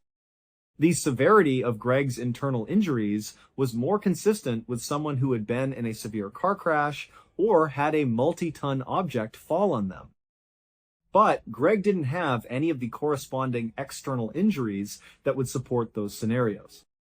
And he was found in the middle of a locked hotel room where nothing was disturbed and no one had seen or heard a thing. Dr. Brown concluded his report stating, "Look, I don't have all the answers here, but this was not a natural death. This is a homicide. My best guess is he was beaten to death. I know it doesn't quite make sense because there are no external injuries, but he suffered some kind of significant blunt force trauma from another person, and that is what killed him." When Detective Apple received this report from the medical examiner, he was just as confused as Dr. Brown was. But now he had a murder on his hands. His focus shifted immediately. If Greg was murdered, who would want to kill him? He started digging into Greg's background, interviewing friends, family, and coworkers. He found that Greg was universally liked. He was known for being incredibly courteous and polite. He was a quiet man who kept to himself. He was deeply in love with his wife, and she loved him back. There was no evidence of any secret life, no gambling debts, no affairs, no scandals in his past. He was just a genuinely nice, normal guy. It made absolutely no sense why anyone would want to kill him, let alone with such bizarre, unexplainable violence. After a few months, the investigation had gone nowhere. In reality, it had never even really gotten started, because there was no logical starting point. The only odd detail from the crime scene that Apple kept coming back to was that the room was unusually warm when the body was found, which was the opposite of how Greg liked to keep it. But a warm room didn't explain why his insides were crushed. And so, with no leads and no suspects, Apple was about to put the case on the back burner when he made a small discovery. He was reviewing hotel records and found in the maintenance logs that on the night Greg died, he had been making popcorn in his room's microwave and had somehow managed to blow a fuse. It wasn't just his power either. The blown fuse had also cut the power to the room on his right, the room on his left, and the room directly below him. The log showed that Greg had called the front desk and a maintenance man had been sent up to reset the breaker. This opened up two new, albeit weak, theories for Detective Apple. The first was that the maintenance man, who did have a minor criminal record, had attacked Greg when he went up to fix the breaker. But this was wildly speculative. There was no evidence and no motive, so it was quickly ruled out. The second theory involved Greg's neighbors in room 349. They were two electricians who were in town for a job. They were known to be heavy drinkers and partiers. Apple theorized that maybe when Greg accidentally cut the power to their room, they got angry. Maybe they went out into the hall, saw Greg, and figured out he was to blame. And then, in a drunken rage, they attacked him, killing him. It was a stretch, but it was the closest thing to a potential motive Apple had found. So, Detective Apple put on a hidden camera and went to interview the two electricians again. When he spoke to them, they were very forthcoming. They seemed honest and were appropriately curious and concerned about what had happened to Greg. They told Apple, "Look, we had no interaction with him at all. We did hear him coughing next door when we came back from the bar that night, but honestly, that's it. The electricians voluntarily offered up their cell phone numbers and email addresses, telling the detective that if he needed anything at all, they would be happy to help." Apple left the interview feeling they were telling the truth. At this point, Detective Apple was back at square one. The one promising lead he had, the maintenance log, had turned out to be a total dead end. With no other avenues to explore, the case went cold. 7 months after Greg's death, with absolutely no progress made, Susie decided she couldn't just let it go. She wanted to hire a private investigator. A friend suggested she call Ken Brennan, a famous private detective who was known for solving a lot of very complex, seemingly unsolvable cases. On a whim, Susie looked up his number and called, not really expecting to get through to him. But to her surprise, he picked up the phone himself. She told him the whole confusing story of what had happened to her husband, and Ken said he was intrigued. He would take the case. Ken was a former Long Island cop and a retired DEA special agent. He spoke with a thick New York accent and wore t-shirts that were just a little too tight, showing off his muscles, often paired with a big, gaudy gold chain. He looked more like a character from a mob movie than a detective. As soon as he agreed to take the case, he flew to Lafayette, Louisiana to meet Susie. He sat down with her and asked a lot of tough questions about her marriage, about whether Greg might have been cheating, if he had any kind of secret life she didn't know about. After he was satisfied that those were all dead ends, he asked her, "Can you tell me anything about the crime scene that stood out to you? Anything that seemed off?" Susie thought for a moment and said, "Yes. Greg always kept the air conditioning on freezing cold at night. So I thought it was really strange that when his coworkers found him, the AC was off and the room was hot. That is so unlike Greg." Ken made a note of this. Then he flew to Beaumont to meet with Detective Apple. The two men, despite their different styles, actually got along very well. Apple, feeling like he had hit a wall anyway, agreed to work with Ken on the case. He took Ken to the hotel, showed him room 348, and then turned over his entire case file. The autopsy report, the crime scene photos, all of his notes. That night, Ken went through every single document, every photograph. The next day, he walked into Apple's office and said, "I think I figured it out." Apple was skeptical. Really? You figured it out in one day? Ken insisted. No, seriously. I have to confirm one thing with his wife, but I have a theory. Right there in front of Apple, Ken called Susie. When she answered, Ken asked her a simple question. Hey, did your husband ever smoke with his left hand, or did he always use his right hand? Susie replied without hesitation, Oh no, he only ever smoked with his right hand. Ken said, Thank you very much, hung up the phone, and turned to Apple. I got it, he said. Apple leaned forward, listening intently. Ken laid out his theory. Okay, so Susie told me it was very strange that the room wasn't cold. We know from the maintenance log that the power went out and was restored at 8:30 p.m. When the power came back on, the TV would have come back on, but the air conditioning unit would not have automatically restarted. The room would have still been cold from being air conditioned all evening, so Greg probably wouldn't have noticed right away that the AC was off. He just went back to watching TV. But this is Beaumont in the summer. That room would have gotten hot really quickly. He would have noticed within about 30 minutes and gotten up to turn the AC back on. Since the AC was off when he was found, he must have died after the power came back on at 8:30, but before the room got warm enough for him to notice. That puts his time of death somewhere between 8:30 and 9 p.m. Apple was impressed. That's pretty good, he said, but it doesn't tell us how he died or who killed him. Ken held up a hand. I'm building the picture, he said. Next, the cigarette. It was found in his left hand, but his wife confirmed he was a right-handed smoker. So what I think happened is he's sitting on the bed, smoking with his right hand. Then something catastrophic happens to him. He jumps off the bed and starts heading for the door to get help. He transfers the lit cigarette from his right hand to his left hand so he can use his dominant right hand to open the doorknob. But he doesn't make it.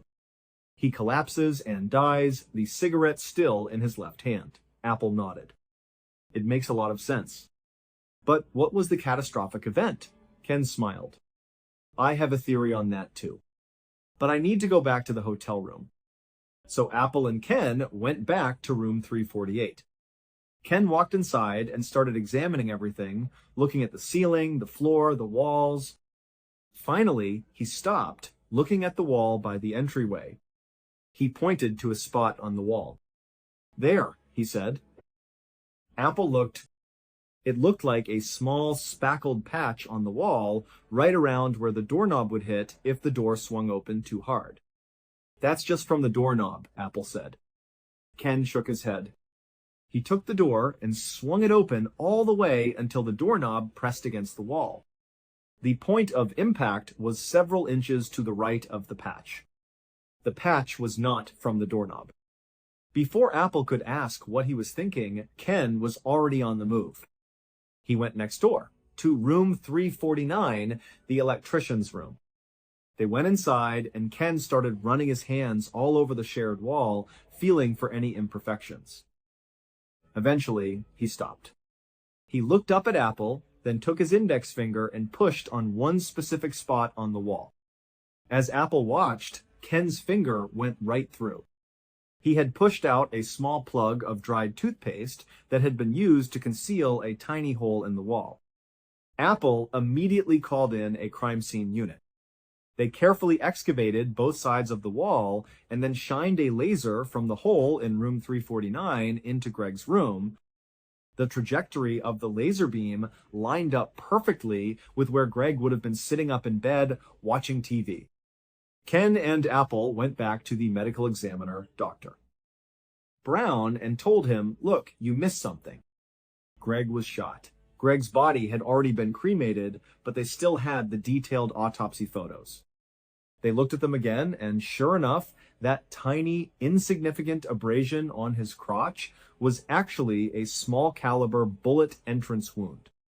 And the hole Doctor Brown had found in Greg's heart was perfectly aligned with the bullet's trajectory. Dr. Brown realized his mistake and amended the autopsy report to reflect death by a gunshot wound. With this new, undeniable evidence, Ken and Detective Apple brought in Lance, one of the electricians from room 349, for another interview. They told him it was just a routine follow-up. They had him sign a sworn statement reattesting to his original story that he hadn't seen or heard anything. Lance read it over and said, "Yeah, that's right. I wish I knew more to help you." He signed the document. The second he put the pen down, Ken leaned forward and said, "All right, we got you. We know a gunshot was fired from your room that night, and that's what killed Greg Flanagan. So you need to start talking, or you're going to jail right now for filing a false police report." Lance crumbled. The whole truth came pouring out. He said that he and the other electrician, Muller, had been drinking heavily that night. Muller had gone out to his truck and brought his pistol back into the room. He was drunk and goofing around with it, waving it around. Lance said he told him to stop, but Muller kept playing with it, at one point even aiming it at Lance. Lance said he batted the gun away, and Muller dropped it. The gun hit the floor and went off. They saw the bullet hole in the wall leading into the next room. They both froze and listened. They didn't hear a scream, no sound at all. After a few minutes of silence, they convinced themselves that the room next door must be empty and that they had gotten away with it. So they just left and went to the bar. When they came back later that night, they heard Greg coughing next door, which further convinced them that he must have come back to his room after the gunshot and was perfectly fine. The next day, when they saw Greg's body being carried out on a gurney, they panicked, thinking they had killed him. But then they overheard Detective Apple talking to other officers in the hallway, saying that it looked like natural causes, probably a heart attack. They were flooded with relief.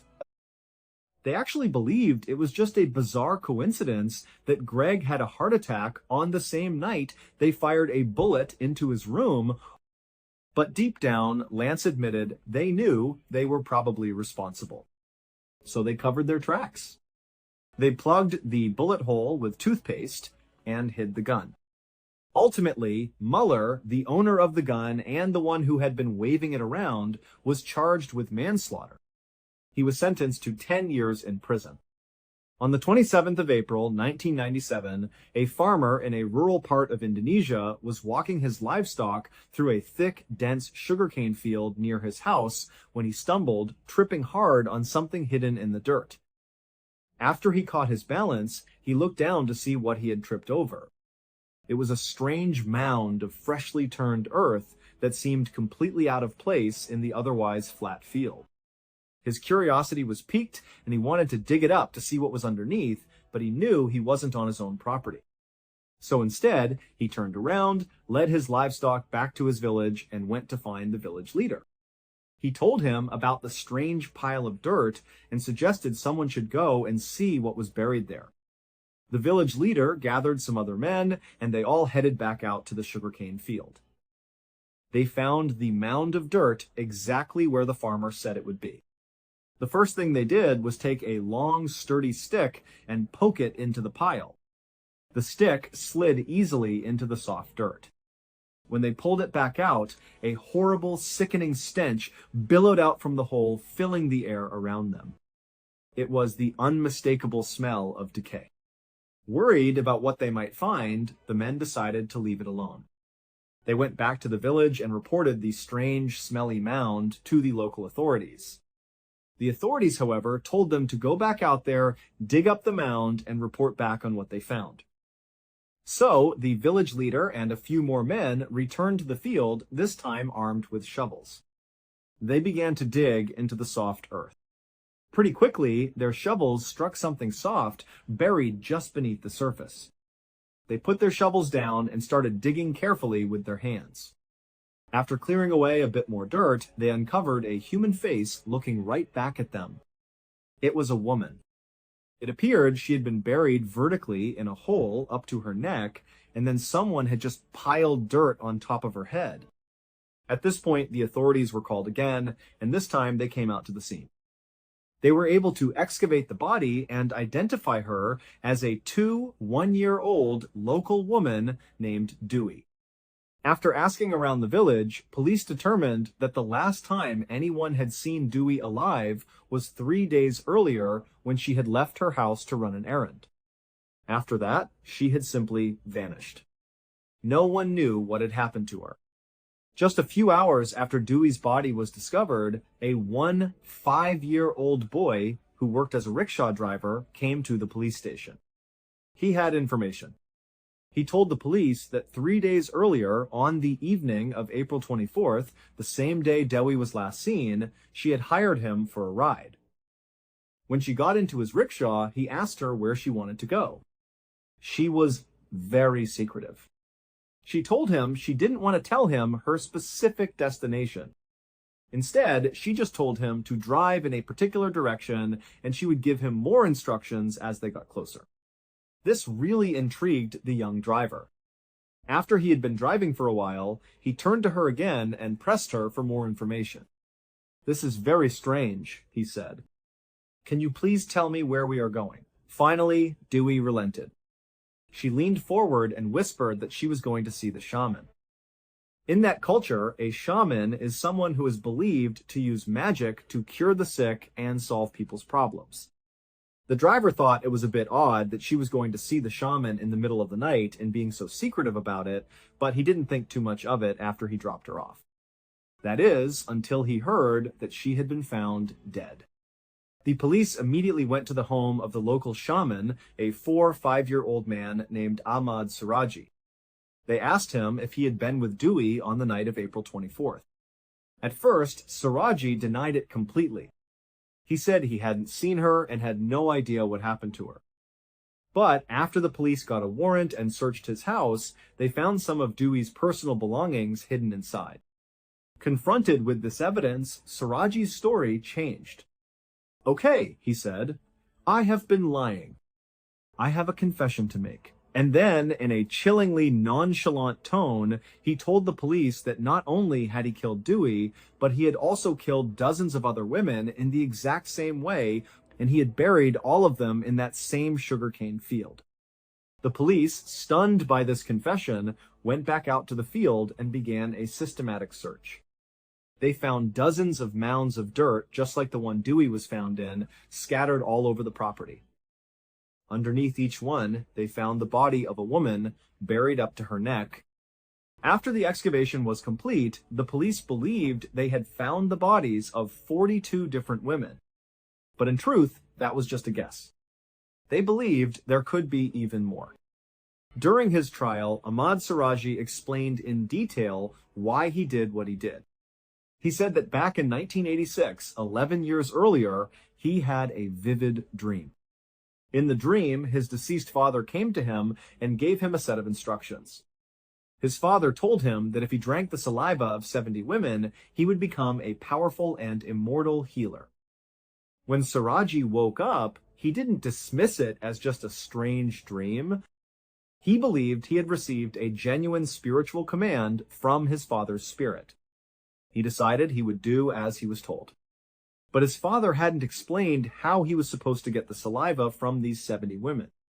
After thinking about it for a few days, Siraji decided that the most efficient way to complete his task would be to kill the women and then forcibly take their saliva.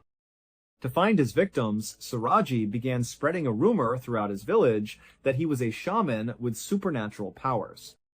He claimed he could grant women everlasting beauty and make them rich. And in his community, many people believed him.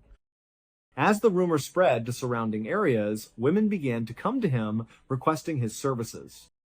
He would tell them to come back to his house late at night when it was completely dark and to not tell anyone where they were going. When a woman arrived, she would come inside his house and pay him a fee, which was roughly equivalent to $300. Then he would tell her that he needed to perform a special ritual to grant her beauty and riches. He would lead the woman out of his house through a nearby cemetery and into the dark sugarcane field. They would walk for a while until Siraji stopped them in a secluded spot. He would then hand the woman a shovel and tell her to dig a hole in the ground, assuring her that this was a necessary part of the ritual. So he would stand there and watch as she dug a hole until it was about waist deep. Then he would tell her to get into the hole and put her hands down by her sides. If she seemed nervous, he would calmly reassure her that this was all part of the process, that many other women had done it before, and that it was perfectly safe. Once she was in the hole with her hands at her sides, Siraji would take the shovel and begin to fill the hole back in with dirt, packing it tightly around her until she was completely immobilized from the waist down. At this point, with the woman trapped and helpless, Siraji would pull out a length of electrical cable. He would wrap it around her neck and strangle her to death. Once she was dead, he would drink her saliva. Then he would dig the hole a little bit deeper, put the body back inside, and bury her completely, making sure that her head was oriented so that her face was looking towards his house. He believed that having the spirits of these women constantly looking at him gave him more power. He said that in Dewey's case, when she first came to his house and paid the fee, she got scared. She was worried about going out into the dark field to do the ritual. So Siraji told her to wait. He went into another room where his 3 wives were and told one of them, "Hey, I'm gonna go kill this girl and I need your help. I need you to go calm her down." His wife, who he claimed had no idea her husband was a serial killer, immediately went along with it. She went into the other room and assured Dewey that everything was totally fine, that they had done this ritual many times before, and that it was perfectly safe. She even offered to come along with them. At this, Dewey felt much more calm and agreed to go. The trio left the house, walked through the cemetery, and out to the field. Only 2 of them came back. Ahmad Siraji was executed in 2008 by a firing squad. His wife, who acted as his accomplice, was sentenced to life in prison. On the 20th of July 1968, a small fishing boat named El Fausto left its port on La Palma, one of Spain's Canary Islands, and set off for El Hierro, another island about 50 miles to the south.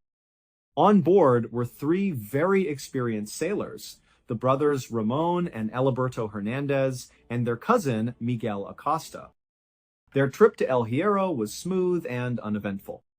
It took them about 7 hours. They arrived at the port in the early evening and unloaded their cargo, which was actually a shipment of explosives used for agricultural purposes. After the cargo was unloaded, the 3 of them went into town to get some food and relax for a bit before heading back to the dock to prepare for their return journey. Later that evening, as the 3 men were on their boat, stowing their gear and getting ready to depart, they saw a man running down the dock, waving his arms frantically to get their attention. They stopped what they were doing and called out to him, asking what he needed. The man, out of breath, introduced himself as Julio Garcia. He was clearly very upset and was talking so quickly that they had to ask him to slow down. He explained that his wife had called him earlier that day from their home on La Palma. Their 2-year-old daughter was very sick, and he needed to get home immediately. He had rushed to the port to catch the last ferry back to La Palma, the same island the 3 fishermen were from, but he had missed it. The next ferry wasn't scheduled for another 2 days. So Julio had been running up and down the dock, desperately trying to find anyone with a boat who might be willing to take him to La Palma. He was prepared to pay whatever it cost. Of course, the crew of El Fausto immediately told him not to worry. They were heading to La Palma anyway, as it was their home port, and they would be happy to give him a ride. They told him he didn't need to pay them anything. Relieved, Julio thanked them profusely and began helping them load the rest of their supplies onto the boat. They had some food, about 22 pounds of fruit, and a supply of fresh water. Once everything was loaded, they untied their lines from the dock and set sail for La Palma. They departed at about 2:30 inches the morning on July 21st.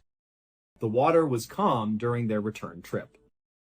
The only weather they had to contend with was a light mist that formed over the water in the early morning hours after the sun came up, but it wasn't thick enough to affect their ability to navigate.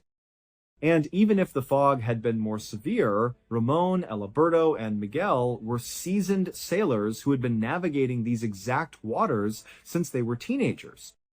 They had sailed in far worse conditions and always made it home safely. But at 10 a.m. that morning, the scheduled arrival time for El Fausto in La Palma, the boat didn't appear. The owner of the boat was waiting at the dock for them. When they didn't show up on time, he wasn't overly concerned. He knew the three men well and trusted their skills. In fact, he normally would have gone on the trip with them, but he had other commitments on the island. He figured they had probably run into some minor mechanical issue. El Fausto was an old boat, and it had had problems in the past, but after a little while, the families of the crew started to gather at the dock, asking the owner where their loved ones were. The owner, still not particularly worried, but wanting to reassure the families, decided to take action. He told them, "I'll send a search boat out. They'll take the exact same route El Fausto was on, just in reverse. I'm sure they'll run right into them and help them fix whatever problem they're having." So a search boat was sent out. For hours and hours, it motored along the exact charted course that El Fausto was supposed to be on, but they were nowhere to be found. The search boat radioed back to the owner and said, "We can't find them." "What do you want us to do?" He called them back in. He realized that if they weren't anywhere near their route, then something more serious must have happened. It was at this point that he contacted the authorities, and a much larger, more formal search and rescue effort was launched. Planes and boats fanned out over the sea to look for El Fausto and her four-man crew. Everyone involved in the search was operating with a huge sense of urgency. They had been told that the men on board had very limited supplies, just 22 pounds of fruit and a small amount of fresh water. If they weren't found within a couple of days, the chances of finding them alive were slim. But despite the massive search effort, a couple of days passed with no sign of the boat. Hopes began to fade. People started to fear the worst. But then, on July 25th, 4 days after El Fausto had vanished, a British ship called the Duquesa radioed in an incredible message. They had found a small fishing boat drifting aimlessly in the open ocean. There were 4 people standing on the deck waving flashlights to get their attention. As the British ship got closer, they were able to read the name on the hull. It was El Fausto. El Fausto had been found about 120 miles west of La Palma. They had drifted way, way off course. But when the Duquesa pulled up alongside them, they could see that all 4 crew members were alive. In fact, they seemed to be in relatively good spirits. They were certainly dehydrated and starving, and very grateful for the water and food the British sailors gave them. They were obviously a bit shaken up from being lost at sea, but beyond that, they seemed okay. That message was quickly relayed back to the friends and family waiting anxiously on La Palma. When they were told that the men had been found and were alive, there was a huge celebration. They had all thought their loved ones were dead. But a couple of hours after that first joyous transmission from the Duquesa, a second, very strange message came through. The captain of the Duquesa reported that the crew of El Fausto was refusing to be towed back to shore. They were insisting that their boat was fine and that they just needed a few supplies and they would be on their way. The captain of the Duquesa was baffled. He asked them, "Then why are you out here? How did you end up 120 miles off course? Something must have gone wrong with your boat." But the men were evasive. They just said, "No, there's nothing wrong with the boat. No mechanical issues. Everything's fine. We appreciate the offer, but we don't need a tow." Even Julio, the man who had been so desperate to get home to his sick daughter, was saying the same thing. "No, we're good. We don't need a tow." The captain of the Duquesa couldn't believe what he was hearing. He thought, "What am I missing here? You drifted 120 miles out into the Atlantic. You're incredibly lucky we found you. you probably would have died of dehydration in a few days. We are offering to guarantee your safety, to bring you home to your families, and you're telling us to leave?" But he could not convince them. They were polite, but firm. They just needed some food, water, cigarettes, and a little bit of fuel. And so ultimately, the crew of the Duquesa gave them what they asked for. They provided them with enough fuel for about 18 hours of travel, along with plenty of supplies. The British sailors watched as the four men on El Fausto started their engine, waved goodbye, and sailed off to the east towards La Palma.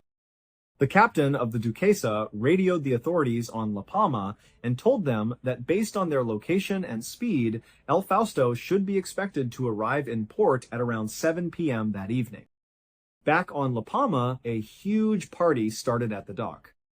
Friends, family, and hundreds of other islanders gathered, drinking wine and celebrating the imminent return of the four men. But 7 p.m. came and went, and El Fausto did not appear. As the hours ticked by, the festive atmosphere turned to one of deep worry. The nightmare was starting all over again. The next morning, El Fausto and her crew were once again declared missing. This time, Spain launched the largest search operation in its history. Military bombers, Coast Guard ships, and civilian vessels scoured the area where the Duquesa had last seen them. For 2 weeks, they searched relentlessly, but they found nothing. No wreckage, no oil slick, no sign of the boat or its crew. Finally, the search was called off. The four men were declared lost at sea.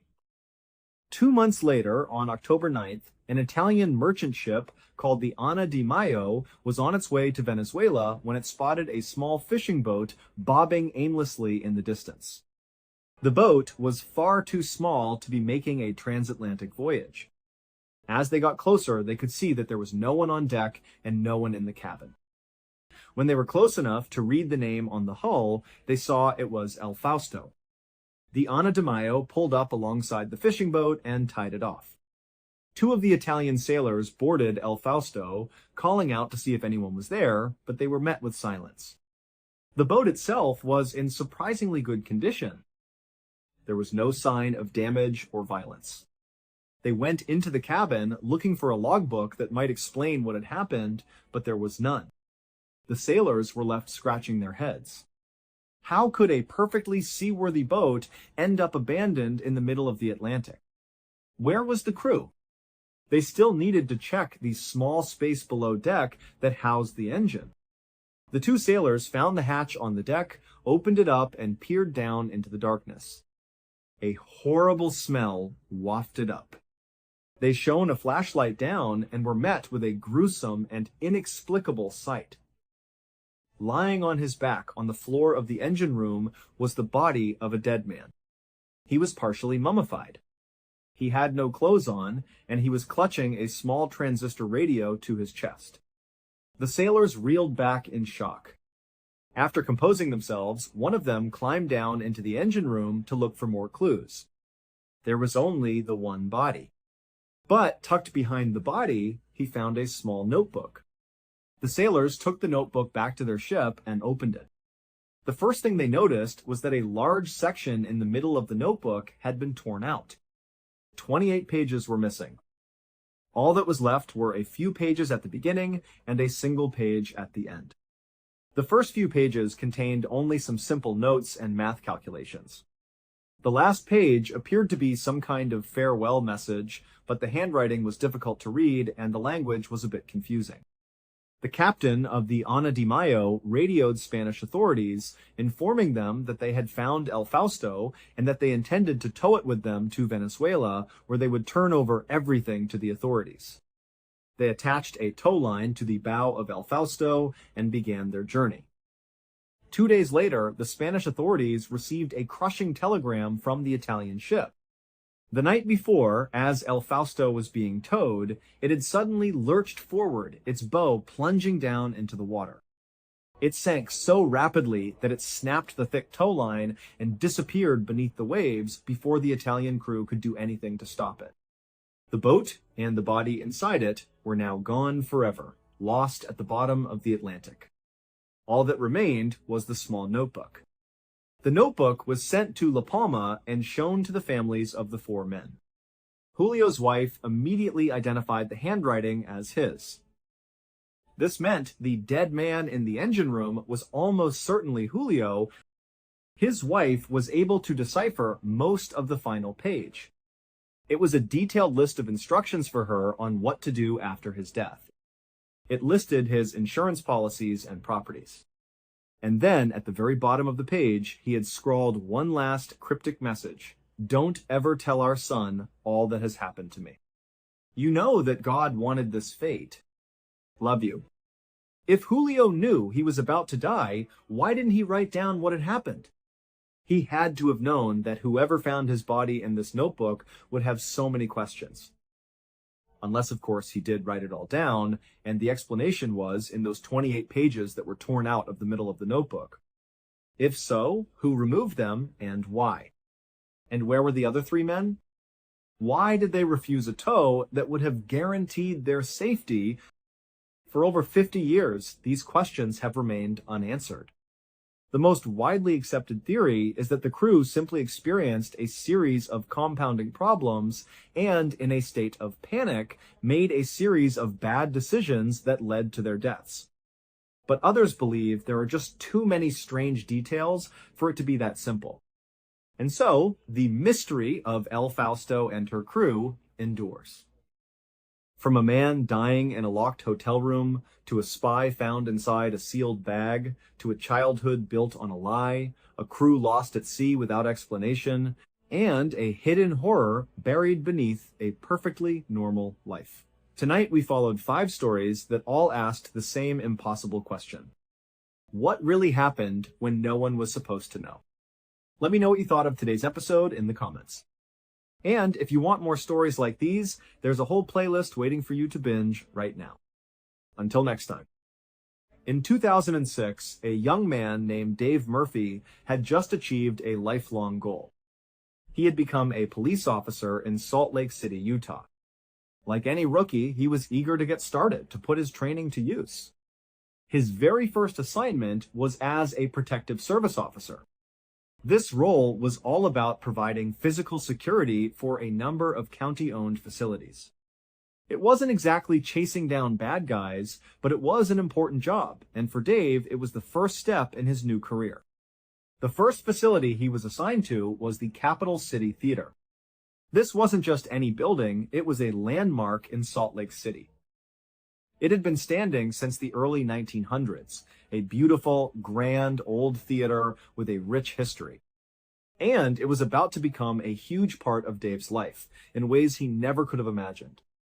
So, in early August of that year, Dave reported to the Capital City Theater for his first day on the job.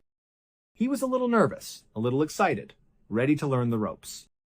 The first person he met was his partner, an officer by the name of Morgan Matthews. Dave walked in, ready to introduce himself and get to know the guy he'd be spending his nights with. But right away, Dave could tell that Morgan was strictly business. There was no friendly chatter, no welcome to the team. Morgan was all pro, a bit cold, and seemed focused on one thing, the job. The very first thing Morgan did was take Dave to the control room. This room was the nerve center of the theater's security, and it was located on the first floor. The theater itself was a big place, with 3 main floors and a full basement. Inside the control room, a bank of monitors flickered, displaying feeds from security cameras positioned all over the building. Morgan explained that the cameras were old, though. Their quality was poor. You could really only make out what was happening on screen if a light was on in that specific area. At night, when most of the lights were off, the screens were just fuzzy patches of black and gray. It wasn't an ideal system, but it was what they had. After the brief tour of the control room, Morgan turned to Dave. He said, "Now we're going to go do our rounds." He explained that this was a mandatory procedure. Every single shift, at the very beginning and at the very end, they had to do a full security sweep of the entire building. They had to check every door, make sure every light that was supposed to be off was off, and ensure the entire theater was secure before they could settle in for the night or head home. Morgan led the way, and their first stop was the basement. Dave followed him down a set of stairs, and the moment they stepped onto the basement level, Dave was taken aback. The place was huge. It wasn't just a small storage area, it was a massive, long hallway that stretched out into the dimness seemingly forever. The lighting down there was poor, just a few bare bulbs casting long, eerie shadows.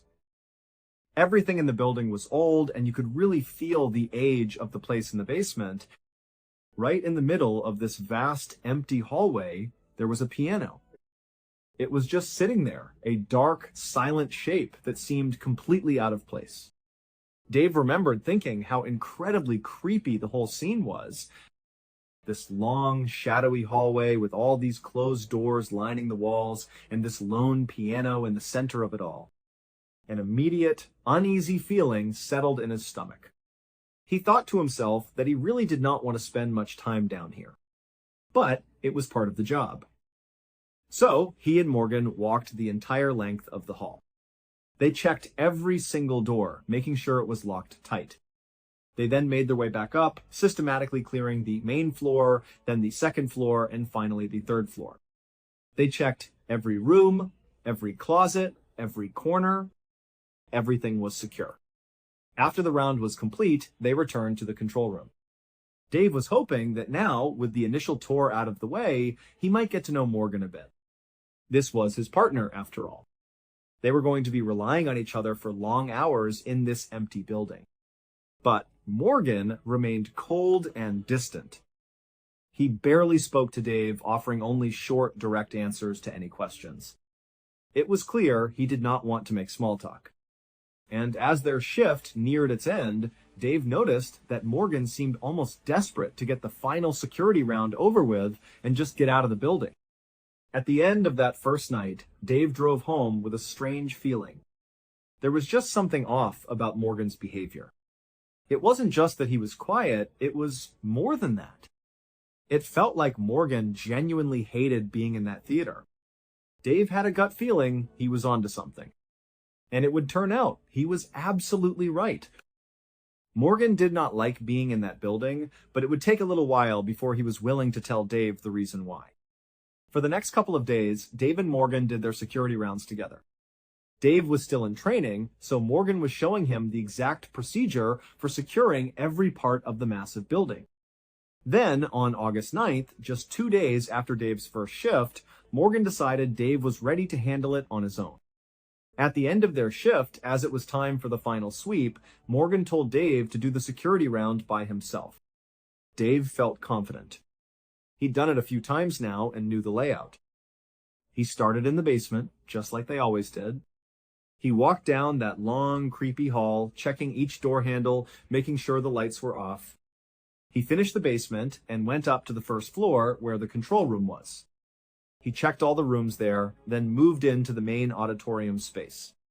He walked through the rows of empty seats, checking all the little nooks and crannies to make sure no one was hiding out. From there, he went up to the second floor. He checked the rooms there, walked along the balcony overlooking the stage, and then made his way to the third and final floor. The third floor housed the offices for the theater's staff. At the very end of his search, the last room he needed to check was the rehearsal room.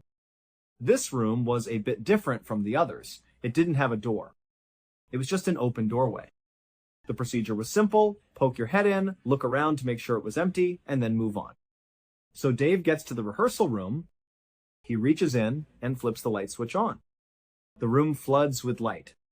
He scans it quickly. It's empty.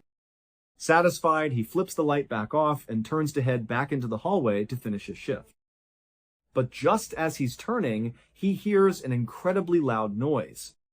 A door right across the hallway from him slams shut with tremendous force. It was the bathroom door. His police instincts kicked in immediately.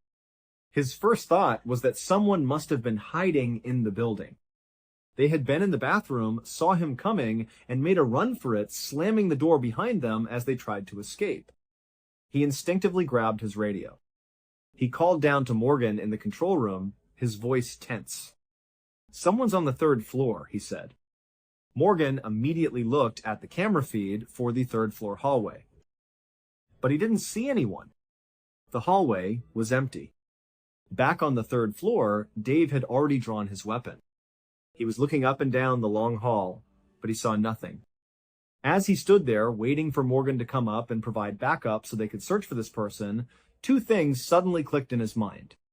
First, just because he heard the door slam didn't mean the person had run out. They could still be inside the bathroom.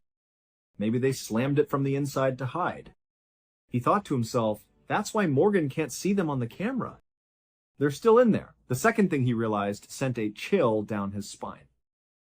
That bathroom door, it couldn't slam. It was a heavy door fitted with a big, powerful hydraulic hinge, the kind that makes a door close slowly and silently. It was physically impossible for it to slam shut with that kind of force. His gun was now aimed directly at the bathroom door. A moment later, Morgan came up the stairs and appeared at his side. He saw the situation and drew his own pistol, aiming it at the door as well. They wordlessly agreed on a plan. On a count, they made entry, bursting into the bathroom, ready for a confrontation. They cleared every stall, every corner. But there was no one there. And there was no other way out. No windows, no vents big enough for a person. It was a dead end. Morgan and Dave were baffled. They figured the person must have run out after all and was now hiding somewhere else in the theater. They decided they weren't going to worry about how the door managed to slam. They just knew they had an intruder to find. So, with their guns still drawn, they left the bathroom and began a systematic search of the third floor. They checked every office, every closet. Every single door was still locked, just as Dave had left them. As they started making their way down the stairs to the second floor, Dave noticed something through the window in the stairwell door. The lights on the second floor were on. He remembered distinctly turning them all off just a few minutes ago. As they were walking down the stairs, he asked Morgan, "Hey, did you turn the lights on the second floor?" Morgan said no, he hadn't touched a thing. Their intruder, they thought, must be on the second floor. They must have turned the lights on. They pushed through the door, ready for anything. And they found that not only were all the lights on, but every single door on the second floor had been opened. Doors that Dave had personally checked and closed just minutes before were now standing wide open. They searched the entire second floor, room by room. They found nothing. No one was there. They methodically went through, turning off all the lights again and shutting and locking all the doors. They went down to the first floor. Everything there was exactly as it should be, lights off, doors locked. Then they descended back into the creepy basement. The tension was high now. They had searched almost the entire building and were expecting to finally come face to face with whoever was playing these games with them. But they found no one in the basement either. The entire theater was empty. Confused and on edge, they went back to the control room. They decided to review the security footage from the third floor, hoping to catch a glimpse of someone running down the hall when the door slammed. But the camera angle wasn't great. It was pointed down the hall, but you couldn't see the bathroom door itself. And of course, the hallway was dark, and the old cameras were useless without light. All they could see on the footage was the light from the rehearsal room turning on as Dave did his check. Then, a few seconds later, the light turned off. The screen went nearly black.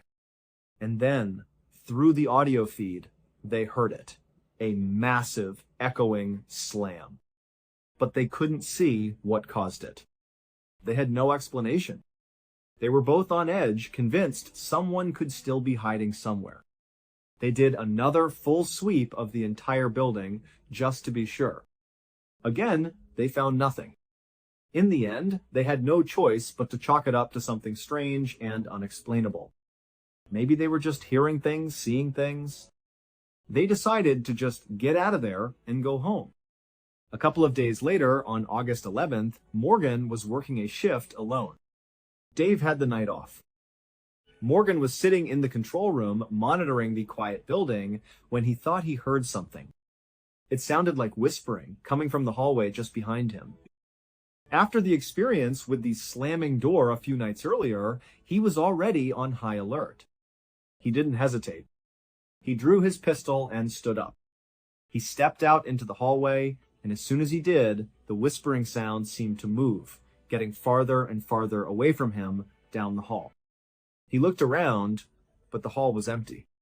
He cautiously made his way down the hallway towards the main stairwell that led either up to the second floor or down into the basement. When he got to the top of the stairs, guns still raised, he listened. And that's when he heard a new sound. It was the distinct sound of someone coughing, and it was coming from the basement. At this point, Morgan would later admit that he was genuinely scared. Imagine being all alone in this massive old theater.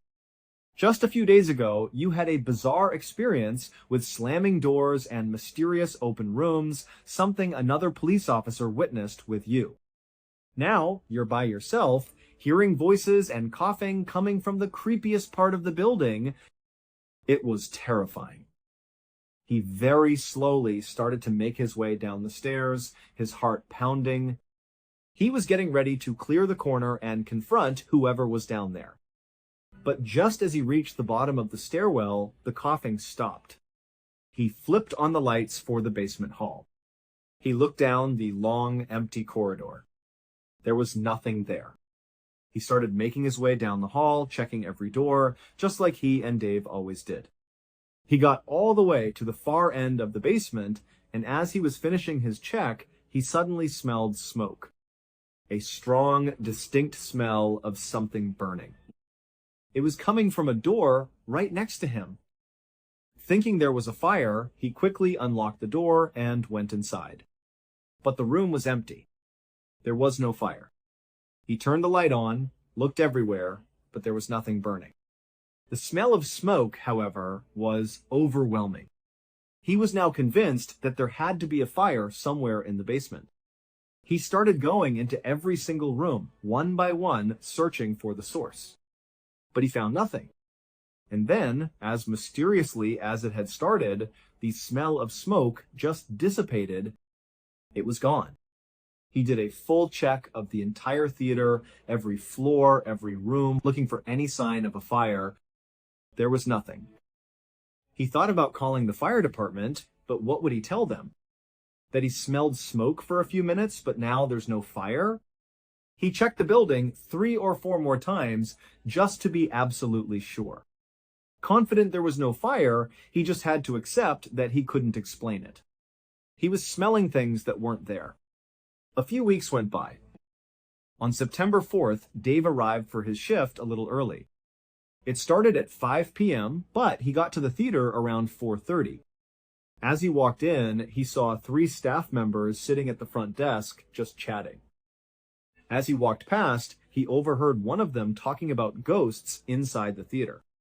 This immediately got his attention. He walked over to the man who was talking and introduced himself. The man's name was Blair Fuller, and he was a senior accountant for the theater. Dave told him that he handled security for the building and that he had experienced some strange things himself. He asked Blair if he would be willing to share what he knew. Blair agreed, and they headed up to his office on the 3rd floor. They sat down, and Blair said, "Okay, I've got a doozy for you." He told Dave that a couple of years ago he had been working late in this very office. It was about 9 or 10 o'clock at night. As he was working, he heard the building's elevator kick on. The elevator was right outside his office, and it was an old, loud machine. It was really obvious whenever it was moving. He didn't think much of it at first. But then it clicked. He was the only person in the entire building. He looked out through the glass window of his office door. He could see the little lights above the elevator door that showed which floor it was on. The lights were lit up, and they were moving. The elevator was coming up from the basement. It passed the 1st floor, then the 2nd. Finally, it arrived at the third floor. The doors slid open. There was no one inside. Blair said that at this point, he still wasn't too concerned. He figured maybe it was some kind of scheduled maintenance or an automatic cycle it ran at night. But after a little while, a loud alarm started going off in the elevator. It was the alarm that sounds when something is blocking the door, preventing it from closing. He looked out his office window again. He could hear the ringing sound, but he could clearly see that there was nothing obstructing the doorway. The doors were just stuck open. Curious, he left his office and walked over to the elevator. He stepped inside. He said that the moment he set foot in the elevator car, he felt a massive sudden drop in temperature. It was ice cold inside. As he was standing there, he turned around to look back towards his office. And then the elevator doors started to close. He said that for whatever reason, he didn't step out. He just decided to ride it out and see what happened. As soon as the doors closed, the button for the basement lit up, as if someone had pressed it. The elevator began its descent. He was just standing there thinking about how bizarre this all was. The elevator was malfunctioning with an alarm just a moment ago, and now, as soon as he got inside, it was working perfectly and taking him to the basement. The elevator reached the basement, and the doors opened. There was no one there. Blair said it took all of his courage, but he called out, "Hey, is anyone down here?" He was met with total silence. As soon as he realized no one was going to answer, he said he didn't want to make another sound. He was standing in the elevator in the middle of that long, dark basement hall with the piano sitting out in the middle of it. The lights in the hall were off, and the only light was spilling out from the elevator car. He poked his head out and looked one way. Nothing. He looked the other way.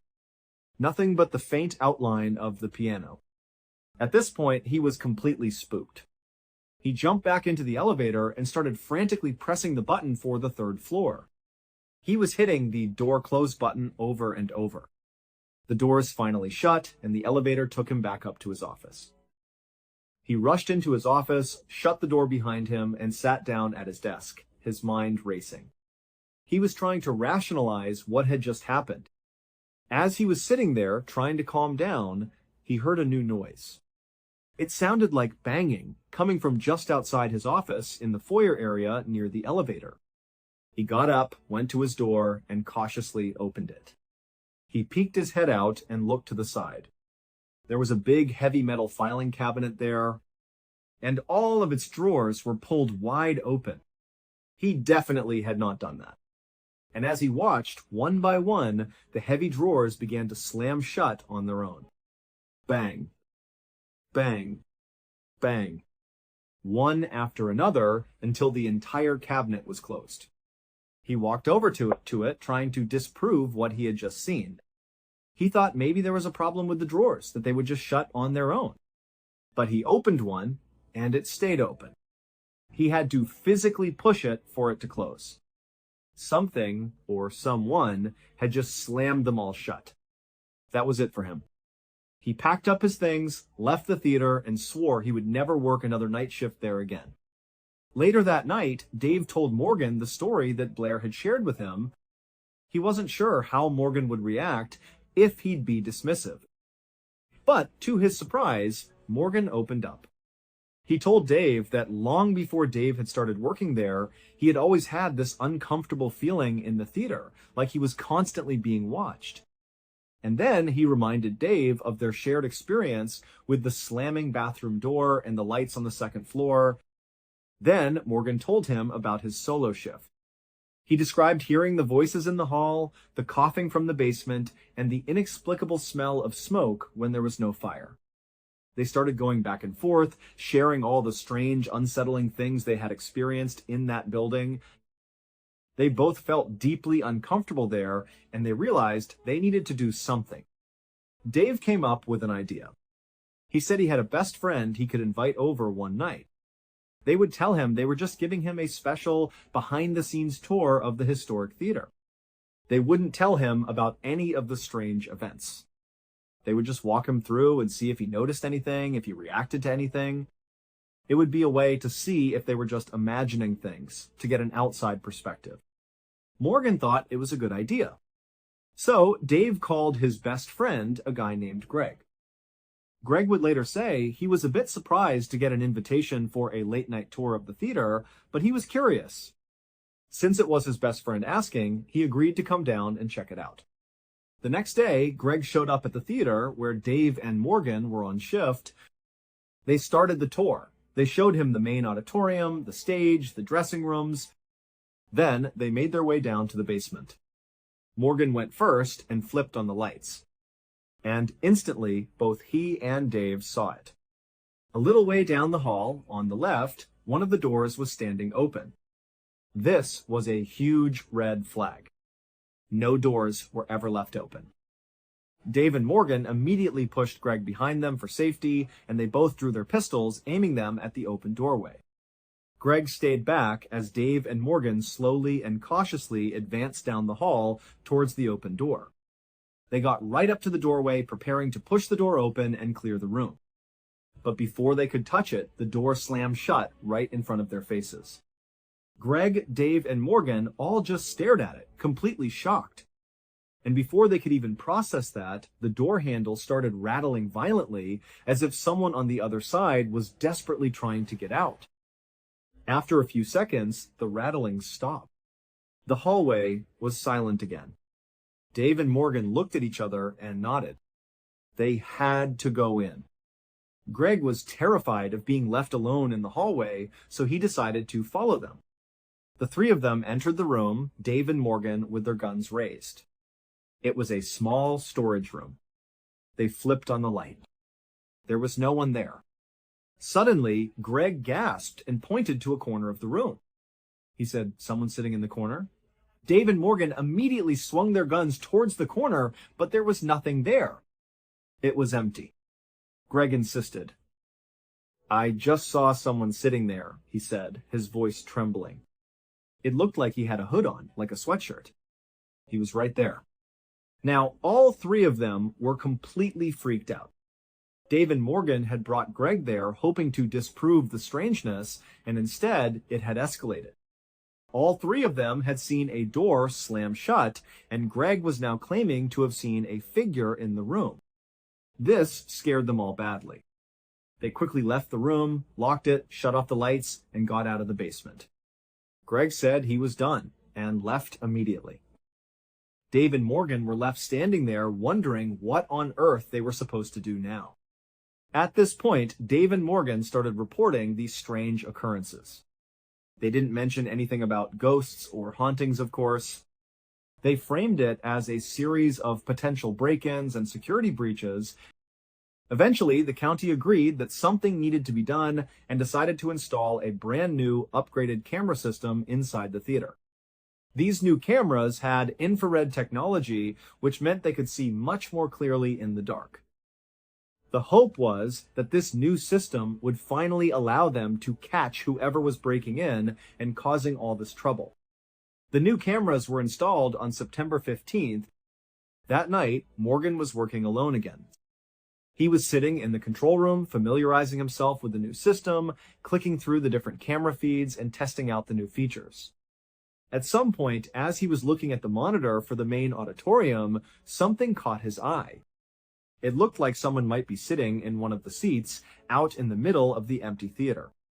The camera was zoomed out so he couldn't get a clear look. And since it was his first time using these new cameras, he wasn't sure what was normal and what wasn't. He zoomed the camera in, trying to get a better look. He could now see it more clearly. It was a figure, and it seemed to be wearing a hood or some kind of shroud over its head. It was just sitting there, motionless. And then, it slowly started to turn its head from side to side. As it turned, he could see, clear as day, a set of eyes glowing in the infrared view. And before Morgan could even react, the figure just started to rise up into the air, floating straight up towards the ceiling until it completely disappeared from view. That was it for Morgan. He didn't investigate. He didn't go looking. He was done. He literally quit his job that day. That was his very last shift at the Capital City Theater. A couple of weeks after Morgan quit, Dave was now working alone at the theater. He was in the control room one night when suddenly he heard the sound of a piano playing. There was only one piano in the entire theater, the one in the basement. As a police officer, it was his job to protect the building. He knew he had to go down there and check it out. It could be an intruder. He left the control room, drew his weapon, and started walking towards the basement stairs. As he got closer, the piano music got louder and louder. He made his way down the steps, and just as he was about to round the corner into the main basement hallway, he heard a loud bang. It was the sound of the wooden guard that protects the piano keys slamming shut, and the music stopped. He turned the corner and looked down the long hallway. There was no one there. He flipped on the light. The hall was empty. At that moment, he knew he wasn't going to find anyone. He knew this was the same thing that had been causing all the mayhem in the theater for months. Dave had seen enough. He was done with this place. He went right back upstairs, locked himself in the control room, and stayed there until the end of his shift. The very next day, he went to his sergeant and said, "You can never put me back inside that theater or I will quit." And sure enough, he was transferred.